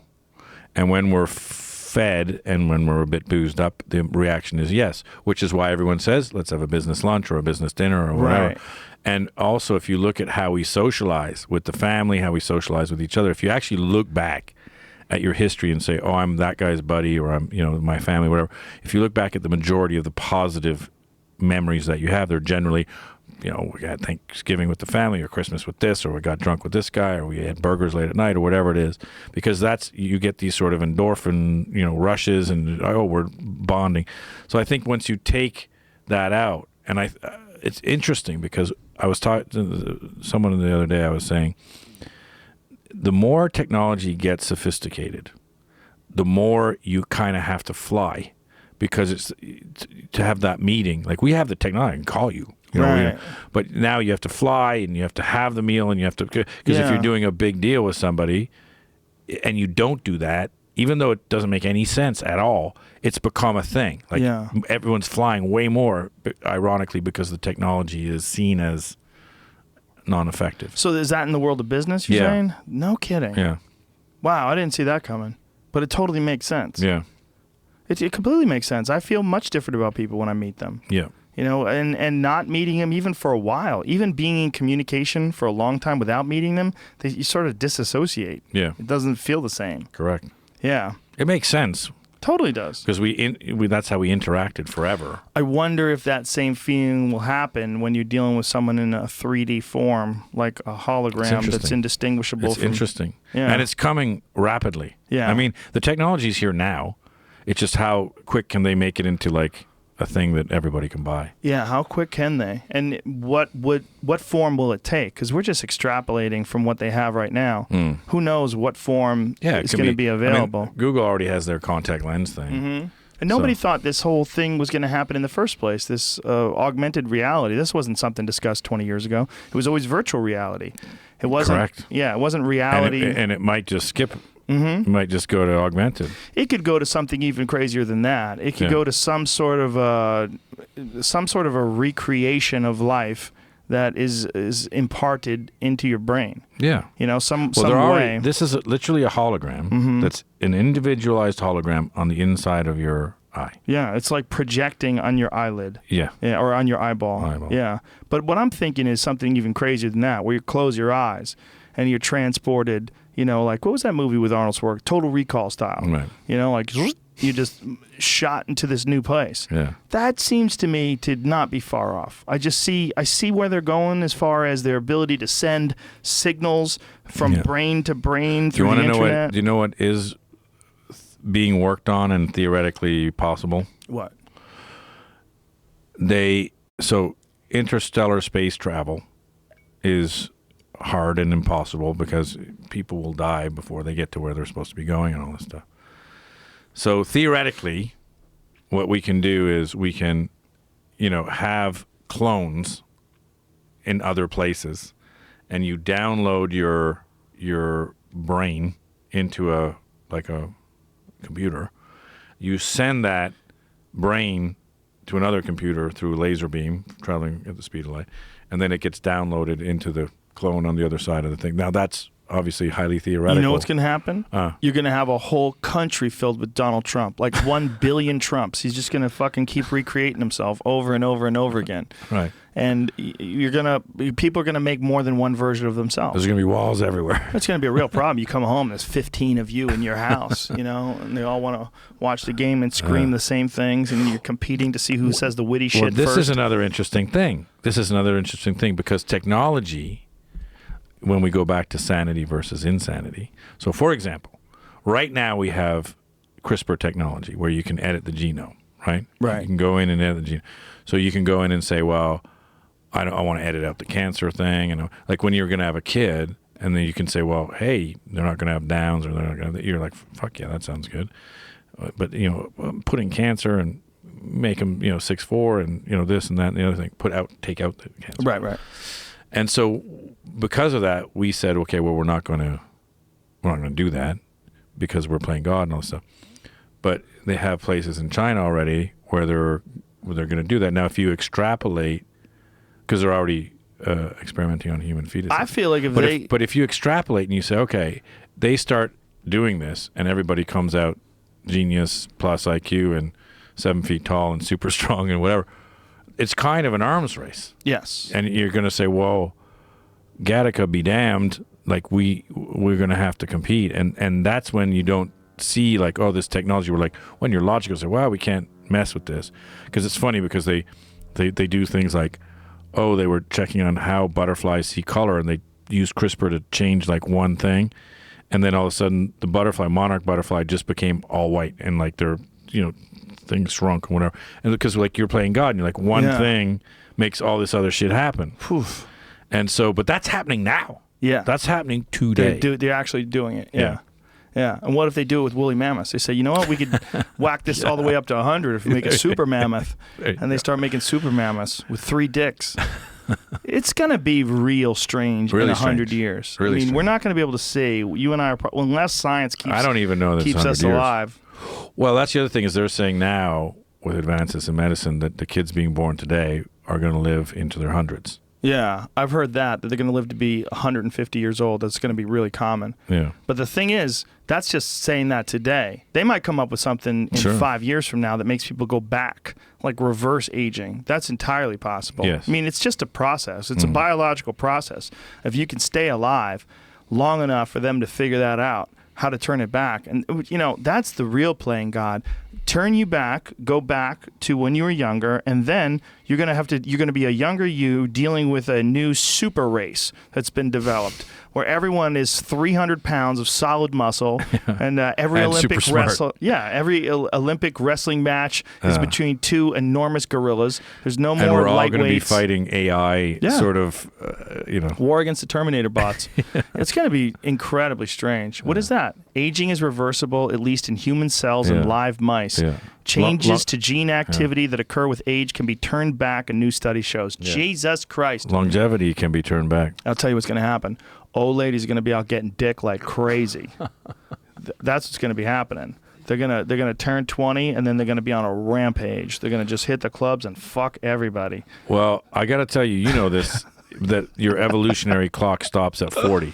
Like it just at 40, you don't continue on saying, oh, we're gonna try this and our cells will keep on making new shit. It just stops. And if you could go in and say, I'm gonna go to the clinic and keep my evolutionary clock ticking, would you do it? Well, anything that make me feel better. Yeah, that's how I feel. I mean, people say, well, that's really selfish, and you'll stay around forever and use up all the resources. That's not up to you, bitch. And here's the other problem with that. Like when 500 years ago, everybody died at 20. Nobody fucking lived to be today. Like being 49 was impossible back then. It was incredibly rare. And they were tiny people. Yeah, tiny people that didn't eat that much. So yeah, I would do it. Yeah, I would do it selfishly. Or would I do it? I would do it just because it would be a better experience. Like if they all of a sudden gave you something and you felt your immune system worked better, your body fat was lower, you had more vitality, you got more things done, you're more energetic, and you don't have to lose any experience. You don't have to lose any understanding of the world. You don't lose your faculties. Right. Yeah, why wouldn't I do it? So I'll take vitamins too, stupid. That's the thing with technology is that they're going to try to hold it back. But Maybe. It's just going to get there. Yeah, I don't think they're going to hold it back. I really don't. I don't think they can hold it back. Yeah, well, I think the China factor is huge because I think if China really does start doing that with CRISPR and make these super athletes and superhumans and make people that are just infinitely smarter than what we have today, that also plays into my idea of technology-induced evolution. Right. I think symbiotically introduced, where it's like human beings interacting with technology, but I think also that technology being applied to our biological being. All that stuff is going to happen. Did you ever read Neuromancer? Oh, God, why did I? Why does that? It was a while ago. I remember, but basically, he was that Lovecraft? Prophesied. No, it's look up Neuromancer. It's a Canadian guy. But he's there it is. William Gibson. William Gibson. There you go. 84. Oh, 84. Wow. But basically, he sort of foresaw all of this stuff happening, and by the way, it's interesting because he gets credited with a lot of the tech stuff because like a lot of people who were in college read him, and then used those ideas to invent the things that are coming out now. Oh, that's cool. Yeah, that's amazing. When a science, I wonder what drugs he took. Probably good ones, huh? But if you ever read it, you're like, holy shit. Yeah. Like he called it all. I feel like I read it, but I think I read it like right out of high school. Yeah. It's been so long. It's one of those distant ones. Yeah. But I love the fact that these people who are creative people, you know, are the ones that have come up with a lot of these ideas. Like, there was a thing people about H.G. Wells and all the different things that H.G. Wells predicted. And that people would read it and say, actually, that's not so crazy.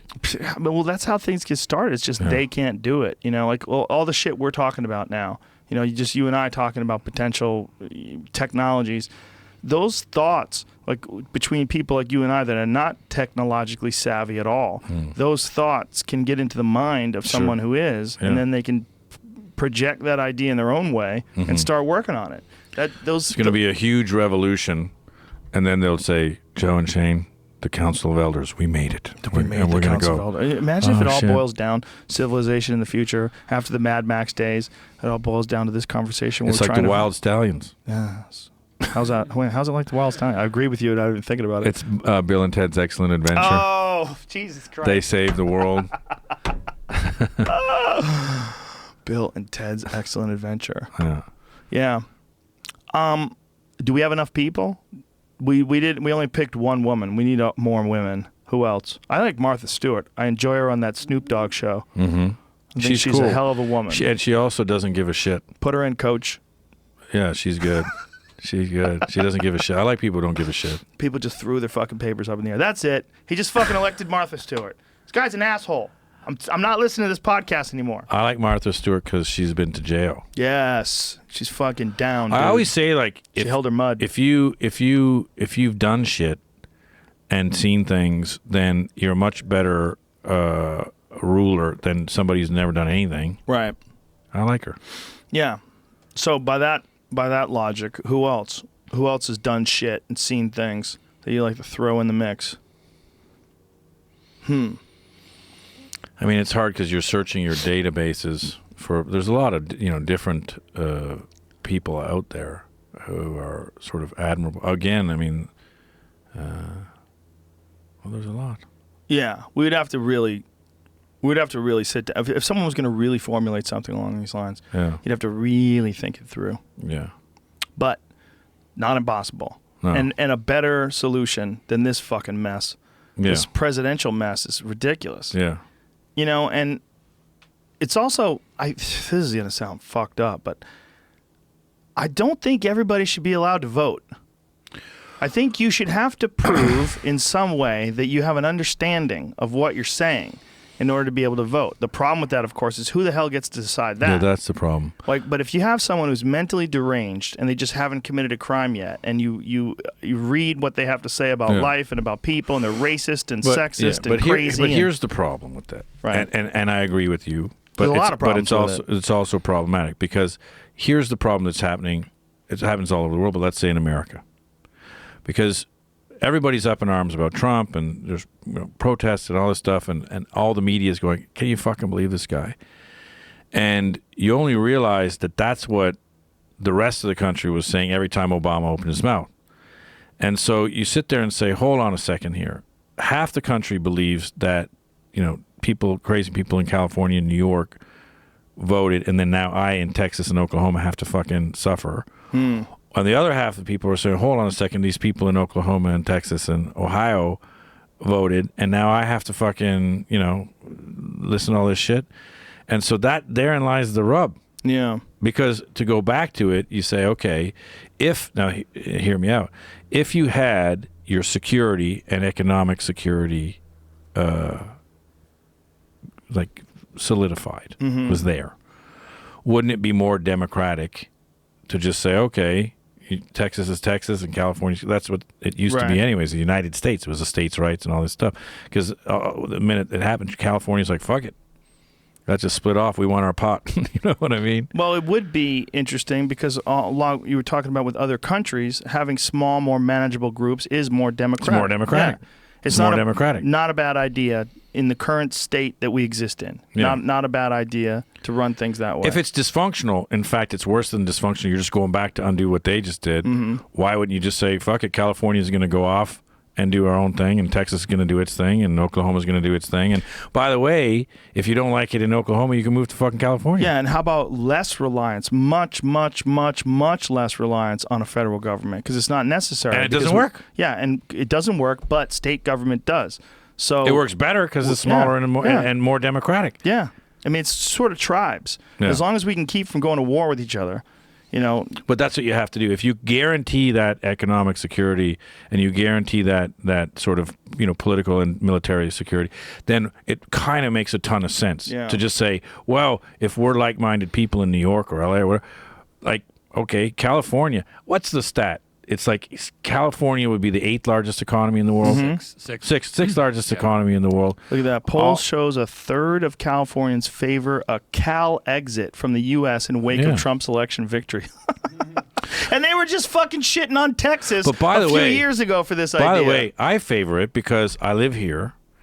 It's God's country. But all the tech people are here, smart. All the food is here, right? Right. All the money's here. It's one of the biggest Kim economies in the world. Kardashian's here. Kanye West is here. And we have all of the Kardashians, in fact. And you can sit here and say, it's more democratic. We can have our weed. Yes. You want to have CBD? Fuck it. Let's do the experiments I mean, tomorrow. If Italy and France can live close to each other, why can't California and Nevada be different countries? Right? It's basically the same thing. Fucking same thing. God damn it. We'd like to start today the California. Well, I guess it's already started. It's already started. All right. Yeah, we didn't even have to do it. Yeah. We'll run, though. Me and you will run. What do you want to do? On a ticket. What do you want to be? You want to be president of California? I'll be vice president. You can be I'm president. not going to be fucking president. You can be president. I'll be Biden. I don't even want to be vice president. I'll have an hold honorary on. position. No. Sort of we'll be on the Council of Elders. We're going to have a Council of Elders. Okay. I think California's the only one kooky enough to actually say, yeah, fuck it. We might make it, dude. Let me tell you something. We might win. Yeah. In this new era. In this new era, We could win. You can't be president. You're Canadian. You're American now. We have to change the laws. But if we do, you're going to have to battle Arnold. Because Arnold is immediately going to run for president. California will allow it. We'll allow it. You can be California president will of allow it. Well, you can be governor of California. Obviously, Arnold Sure, was. I could be governor and then switch it over. Or, well, when it becomes a country, then we say, well, fuck all this being born here. It's stupid. You have nothing to do with where you're born. Doesn't have anything to do with where you're born. You didn't ask to be born in Canada.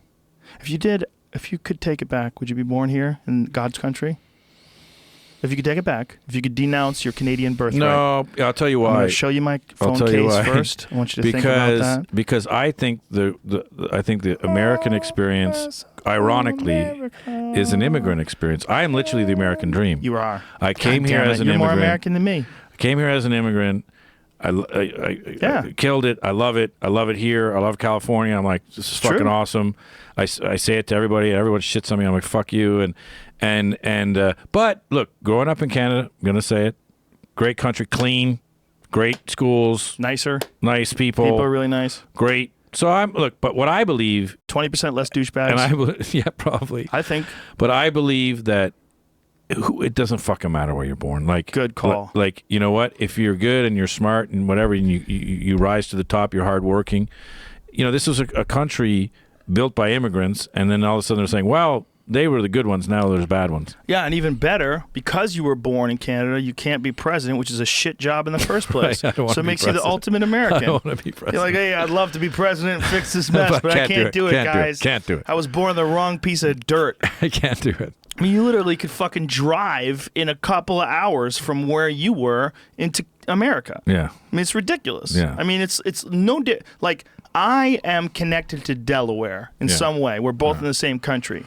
Well, where you were living in Canada, is way fucking closer to the United States than me to Delaware. Yeah. It's all the same shit. It's all the same landmass. Correcto. God damn it, we're stupid. Yes. But you're more American than me, man. You are an actual immigrant. Yeah. I was just lucky. Yeah. I got lucky that my grandparents' parents, my great-grandparents were like, fuck Italy. Right. And they moved over when my grandparents were little. And Ireland, too. Same thing. My great-grandfather on my father's side, same thing. They all just said, fuck this place. And they brought their kids over, and they had to figure out this new thing. Yeah. It was a new thing. Yeah. Yeah, it was Wide a new open. thing. Wide open. I mean, it's still kind of a new thing. Yeah. We'll look at the history of the Well, world. look at it, though. Like the tech world, everyone's coming from everywhere to Silicon Beach. Everyone's coming, and you're like, that's a fucking great thing. It is a great thing. Because you're getting all the best and smartest people coming here and giving us their knowledge. And you're like, why is that? That's fucking great. You know what's really interesting, too, is they're almost universally leaning left. If you look at all these powerful tech giants, whether it's and even like social media companies like Facebook and Apple, and they almost predominantly lean left, despite the fact that they're worth billions of fucking dollars and they're a main driving force in our economy. I don't know. I think that this is my problem, because I don't know if they're leaning left necessarily. They're backing things that are perceived as left leaning. Like for example, if you have a fucking brain and you've talked to scientists and you've read and you're like, oh shit, we're up against the wall. Like I always say, humans won't do anything until the fucking gun's to the head. The gun's to the fucking head. Right.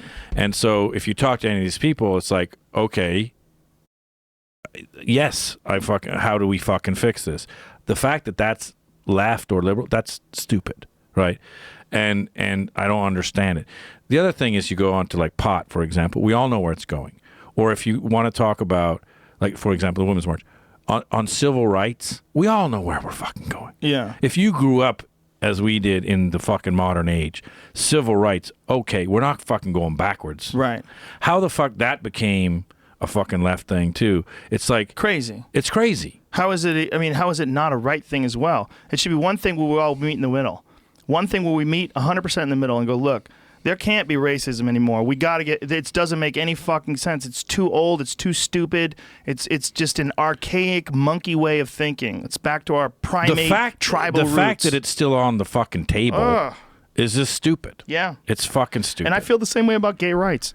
I feel the exact same way. I do too. If you have a real problem with, I got a gay neighbor. These folks that live down the street. They have a kid. They adopted a kid. They have a fucking dog they walk by. They're the nicest fucking people in the world. I feel like... What the fuck do you care? They're family. What the fuck do you care? Why would anybody care? Why would anybody care? Civil rights, gay rights, all of that, women's rights, pot, all of it. We all know where we're going. Exactly. We all know where we're going. Yeah. So why the fuck are we having these fights and fucking... Well, because people look, I mean, what we were talking about earlier, the Black Lives Matter people upset at the women's rights movement. Right. The trans community upset at the women wearing vaginas. Because people are crazy. Or fractious. Fractious, yes. That's a good word. I've never used it, but I'm going to start fucking throwing it around now. And I think that this is why we need some sanity. Yeah. And you need some common sense in saying, look, people, we all know where we're getting. Let's just stop fighting each other. We need psychedelic drugs. That's really what we need. I mean, that sounds stupid. Mushrooms and PTSD. And, yes. Yeah. Well, also MDMA and PTSD. Mm-hmm. And ayahuasca is curing a lot of people of smoking and alcoholism. And heroin. Yeah. And that's a lot of that is also because they need to get ayahuasca because dimethyltryptamine, the active compound of it, is illegal in the United States, even though your body produces it. There's actually... clinics in Mexico. And Ibogaine, which is Ibogaine. Which is an amazing one for heroin I'm opiates. thinking Ibogaine. Rewires the mind. Yeah. If you have someone who who has an opiate addiction, my friend Ed Clay. He runs a center down in Mexico, and he started it out because he had a problem with them. He kicked them by using Ibogaine, and now he's like. We did a story on it. And it's incredibly successful. The guy who we followed through that, he's still clean. It's been incredibly I mean, I don't understand why if things work, why we just can't say okay. Yeah. Well, because again, It's not on our team. Our team is clean and Jesus and Bibles and football, Right. and we're not taking drugs like a bunch of goddamn dirty hippies. Well, it's also you want Bernie Sanders and you Yeah. want drugs? And it's also big pharma. Who, Yep, you know, it's that too. There's a lot of money. Well, Lot they of need money. to get high too. That's part of the problem. Part of the problem is all these fucking people that have already made a fuckload of money and they're trying to protect those investments. Right. They're involved in these gigantic organizations, these corporations. It becomes this diffusion of responsibility situation where you have all of these people acting in the benefit of the group or for the benefit of the group, not thinking about everybody as individuals and justifying what they do by the fact that, hey, this is just business. This is how it's done. This is how it's always done. There's enough fucking profit already. Correct. There's enough. And if you're in a business and your only way to make profit is by eating babies, and you go, look, my country, we've been eating babies over here for a long time, and we're not going to just stop eating babies. No, you have to stop eating babies. I We know agree. it's not good now. Yes. And I feel the same way about fucking SeaWorld. They need to stop having dolphins and whales and orcas in captivity. Cut the shit. Can't do that anymore. Like, it's the same. There's a lot of things that we know are bad, but we allow them to go on because they've gone on for a long time. And I think that's 100%. I mean, it's across the board. There's a 100%. lot, and all of those, they're being exposed now. It's one of the more interesting things about this time is that because of all the information that's out now about opiate addictions, Yeah. that's the reason why doctors prescribe less and less now. That's Right. the reason why they're under more and more scrutiny. Yeah, correct. Like oxys and all Yeah, that. it's not because the doctors Yeah, wanted no, to stop. because It's they not were because the making money. pharmaceutical Yeah, companies yeah, wanted yeah. to stop. Yeah. It's because our It was the most information got profitable out. drug of the last 10 years. Yeah, and it's because guys like you and Vice Yeah. got And that how fucking about, message how out. about fentanyl? Yeah. What the? I know a guy who just died of it. Holy shit. Yeah, I know a martial arts guy who just died of it. Fucking crazy. It's great. It's way more powerful than heroin, right? Way It's more 400 powerful. times more powerful. Yeah. It's crazy. God damn it! Anyway. Who fucking looked at oxys and went, not strong enough, bro? Yeah. This stuff's for pussies. Well, the thing with fentanyl is you can take like 1 grain of it and then cut it into so, and so it's just to go back to your point, it's pure profit. Yeah. But the fact of the thing is, people are dying like motherfuckers on it, Yeah. and you're like, holy shit! And people didn't know that they were addicted to fentanyl until they went in to try to get treated, and they're like, oh shit, you're not addicted to heroin, you're addicted to fentanyl, which is even harder to kick. God damn it. And it's synthetic, and it's something Yeah. that human beings have created, and Yeah. they've created over the last 10 years, Yeah. right? And there's not a lot of data on it. Yeah. As far as like Oh, no, what And the it's average for, person yeah, knows. it's for like operating on rhinoceroses and shit. I mean, it's Christ. it's super fucking strong. It's super strong. We're assholes. Well, But we're that's not. it too. Like the opioid overdoses are going through the roof. It's never been higher. Deaths have never been higher, and Yeah. and we're just sitting there going, well, we're making the stuff. Like we can stop making it. Whoever is making that stuff is a monster.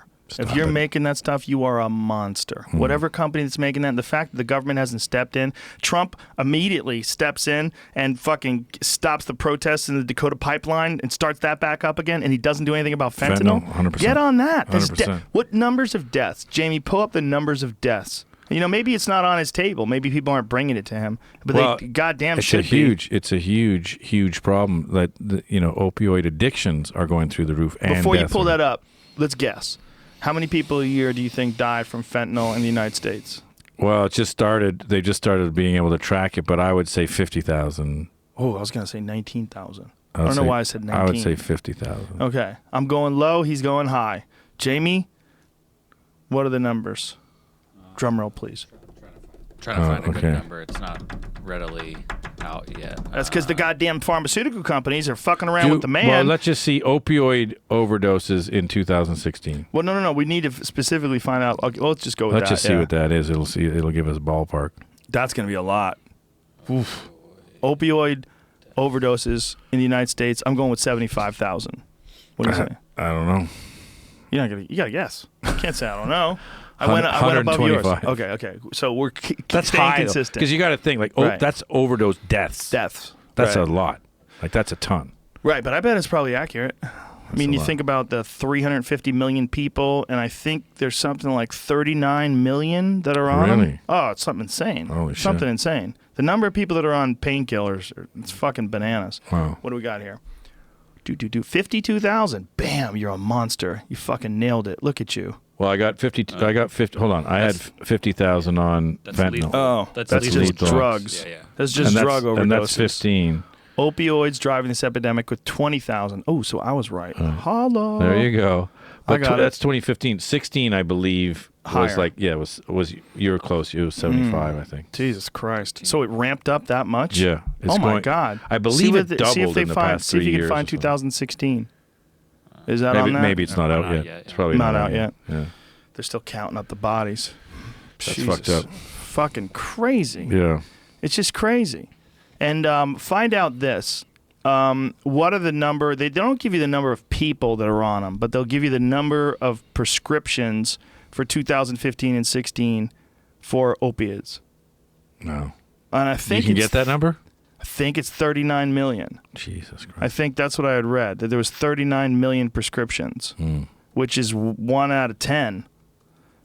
But it's not really, because like how many times do they refill it, right? Is it that? Is it when you say someone has a prescription, are you saying it's prescribed to you, or are you saying I write you a new prescription when it runs out? 39 million people on opioids is, I mean, that's a large country. Yeah, it is. But it's 1 out of 10. Yeah. It's more than 1 out of 10 if it's per person. Yeah. I don't think it is per person though. I think it's per prescription. So like you might be able to have 5 prescriptions over the course of a year. Right. You know. But then again, they don't know because a lot of it is illegal. Mm-hmm. Yeah. Right. Oh yeah. That's So a the huge majority part of of it the is problem. illegal, yeah. Yeah. I mean, I would gather that probably half of it is illegal. At least.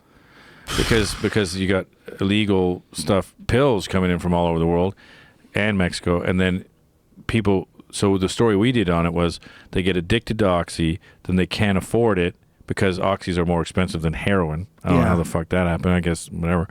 And then but they're doing heroin because it's cheaper.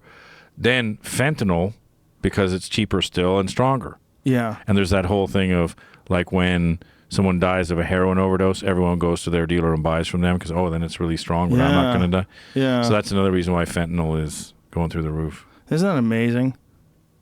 It's such a bizarre state that we're in when it comes to that. And then there's all sorts of other prescription pills that people are taking. You know how many people are addicted to Xanax? You know, not a lot of them are dropping like flies, but it's a huge issue. And all like these wives that I meet in these like these wealthy communities, all these people, and it's like so many fucking people are on Xanax. I mean, they're laughing about it. I'll just have a Xanax and a glass of wine. Right. Like, how many of you fuckers are on Xanax? Right. Some lady was at the comedy or at the improv the other night, and she was so comfortable heckling. She was in the front row. She's an older lady, and she was a little drunk. She was tipsy, but she was so comfortable heckling and chatting it up. And I go, let me guess. I go, you had a glass of wine and a Xanax, and she fucking got up and high-fived me. Right. She was laughing. Yes, yes, yes, you're right. And I go, do you take that all the time? She's like, all the time. I can't get along without it. I'm like, whoa. Well, wasn't there a stat? I remember this stat, and hopefully we can pull it. We're giving him too much work right He's now. confused. But there was got a a lot of stat stats. that like 50% of the country was on pharmaceutical, like some sort of like Xanax or opioid or this something. or that or whatever, booze. And the other 50% was on, you know, pot or Coke or this or that, which kind of makes sense. Yeah. And so you're like, basically, you know what it reminded me? It reminded me of like Platoon when Elias's dudes were all smoking pot and they were like the freaks, and then the other dudes were drinking whiskey and beer and whatever. And it's like, it's sort of like those are your tribes. Like, oh, the freaks and the crazy guys were smoking the weed, and the good, you know, hardcore guy, you know, whatever his name was, the Tom Berenger character. Yeah. They were the wild turkey drinkers. But if you just look at it, you're like, well, everybody in the country, in some form or another, is taking something. Right. Yeah. And if not, then they're going to AA meetings and smoking cigarettes and drinking coffee. Yeah. You know, that's really what's going on, man. Yeah. You know, what do we got here, Jamie? Got some stats? Yeah, I got some stats Well, here. 52 Americans. That's Wow. even more.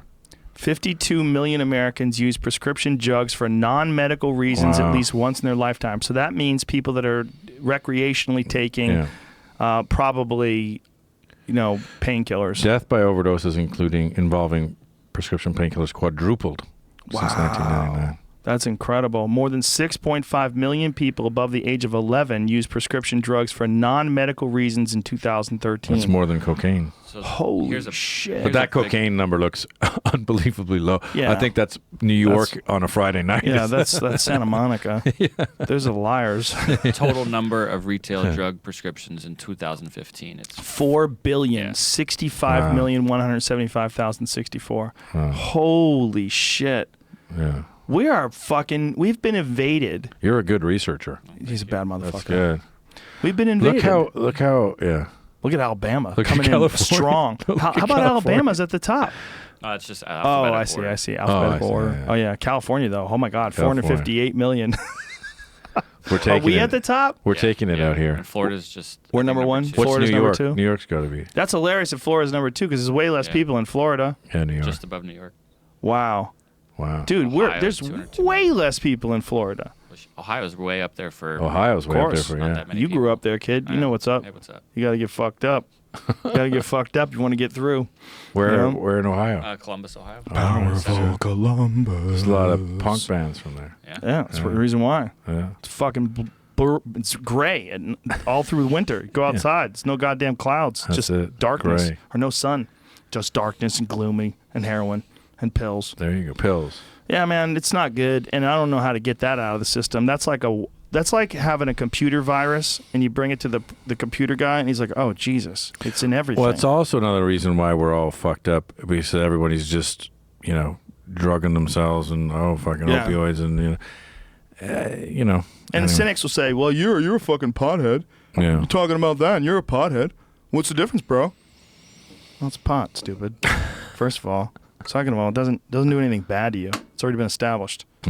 Obviously, no one's trying to stop whiskey. Okay, Yeah. no one's trying to stop wine. We're not trying to stop people from taking things that are manageable.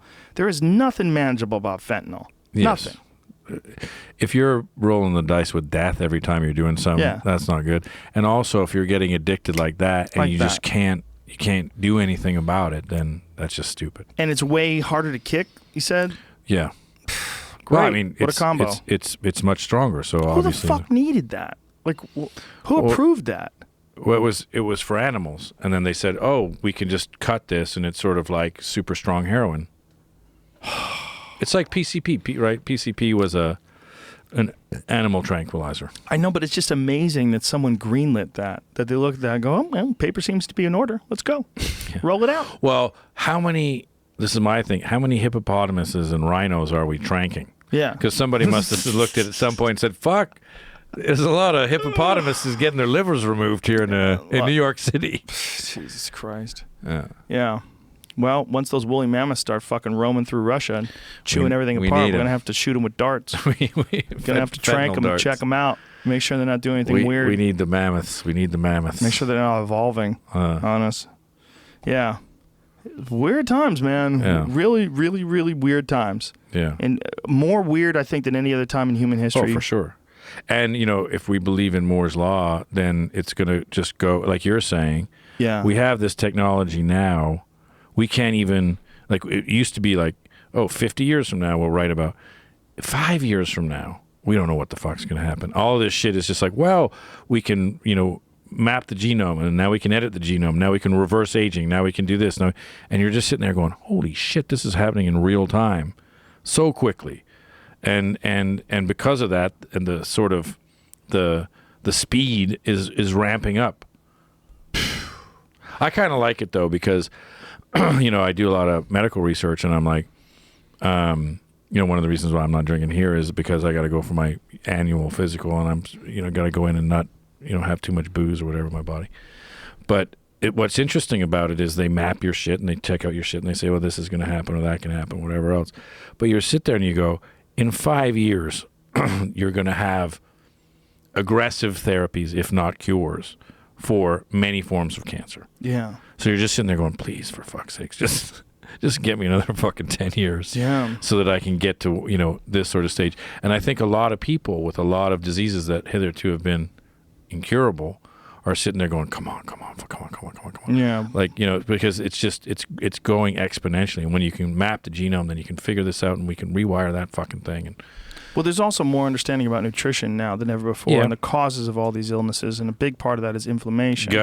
Gut health. Gut health. Yeah, gut health, and that pertains to a lot of it, pertains to your diet, you know, and also the overprescription of antibiotics. I was listening to 100%. this podcast Destroys your today. biome. Yeah, I was listening to this podcast today where they were discussing, this woman was discussing having, she had some sort of an illness, and they gave her she had an ear infection, and they gave her 2 big doses of antibiotics, and she was fucked up for a decade. Yeah. Just she had constant pain, chronic pain, all these illnesses and injuries, and then finally she went to a homeopathic doctor, and the homeopathic doctor sorted it out with probiotics, and she thought it was bullshit. She was saying like the woman, her name was like Snowflake, and her child was Moonchild. I had the exact Stardust. same thing. It was not Stardust. It was a great doctor called Dr. Lipman. He's an internist.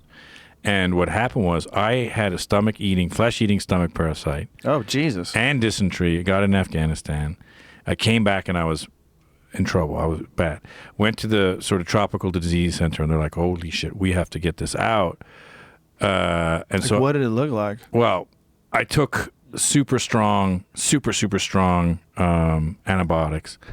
And afterwards, I was like, I'm fucked up. Like, I'm seriously fucked up here. I can't get out of bed. Like, I'm messed up. And this guy goes, he's like this internist. You got to go see him. So I go see him, and he's just like, you need a ton of probiotics. You need to rebuild your biome, right? And so I did. I just took a ton of probiotics, and he put me on this shit and whatever. I was a new man, right? Because all your immune system, everything is there. Like, now they found out. So, you know, what was happening was C. diff and Crohn's disease and all these things were happening because there was superbugs in hospitals because they were over-prescribing antibiotics. And so they started doing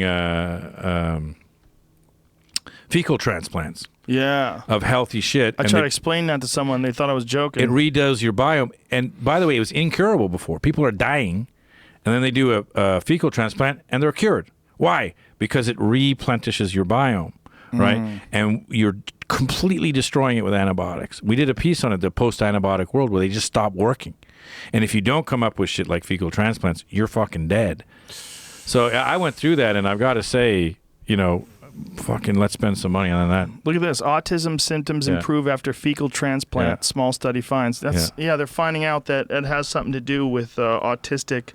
also Parkinson's and Alzheimer's. Yeah, but the severity of autism symptoms and all the traits that they exhibit, that something has to do with their gut biome. Yeah. And if you can make the gut biome healthy, it radically improves Parkinson's and Alzheimer's starts in your gut, moves up, starts a plaque. And that's another thing that apparently has a giant effect on people with autism is medical marijuana. Medical marijuana, especially edible marijuana. I have a friend, and he moved to Washington State particularly because of that, because when they made it legal. And another friend his kid was also autistic, moved to Colorado for that reason, because they could get it easily. And people with cancer, we have a story of all these parents who are like Bible thumpers who found the only thing that worked was CBD, and they're like, fuck it, we're moving from Texas and wherever to Washington and Colorado because it's the only thing that helps my kid. And here's my message to them. If you believe in God, you got to believe that God made marijuana. You know, it's man that decided it was bad for you. It's not God, and it's not logic, and it's definitely not science. There's just some bullshit propaganda that got stuck to it in the 1930s, and we're still trying to shake it off. That's really what's going on. It has nothing to do with what's right or what's wrong. They were not into a lot of fun in the 30s. They didn't want booze. It was right after that, actually. It was right after they had gotten through the Prohibition that they decided to go after marijuana.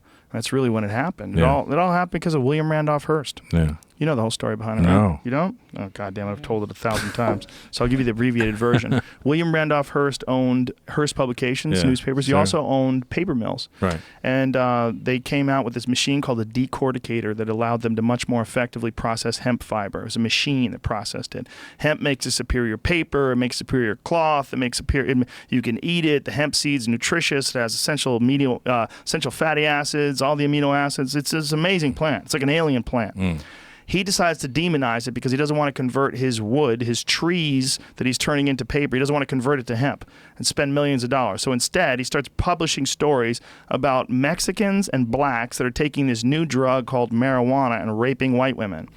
This drug, marijuana, wasn't even the name for cannabis. When they made cannabis outlaw, when they made it illegal, when they made marijuana illegal, they didn't even know they were making hemp illegal. They didn't know. Like the general public did not know it was the same thing because this word marijuana was never associated with hemp or with cannabis. Marijuana was a wild Mexican tobacco, totally unrelated to cannabis. They called it marijuana so that they could demonize it, and that's when they funded Reefer Madness and all those crazy propaganda movies and posters. And we are still, to this day, trying to shake off what William Randolph Hearst and Harry Anslinger did in the 1930s. It's a very interesting anecdote that sort of is very pertinent to what's happening today, where you can just make up a story about something and then it's fucking... It's the truth, and then we're going to do it. It's really perfect. It's the perfect way to connect it to. I mean, we're still dealing with that problem from almost 100 years ago. Yeah, it's crazy. It's bananas, and it's it could happen again. You know, what we're looking at right now is not a rigid, completely rock solid civilization. All it would take is one asteroidal impact, one killing of the power grid, something happens, a meteor shower happens, and it kills off 30% of the population. Permafrost. Yeah, permafrost. That could happen. And there's so many things that could go wrong. Yellowstone.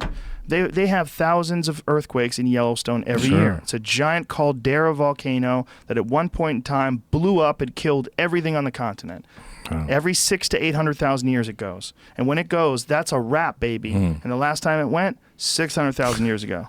And they have thousands of earthquakes every year in Yellowstone. I mean, you go there and you watch steam shooting out of the ground because the fucking boiling magma is so close to the surface that the rivers and streams and the underground water runs into it, heats it up, and shoots it up in the sky on a regular basis. It's fucking bananas. And what I love about that is everyone goes and says, look at that. That's fucking awesome. Yeah, I went. It's really cool. Yeah. But it's totally possible that fucking thing with very little notice could blow. And if it blows, we're dead because we're too close to it.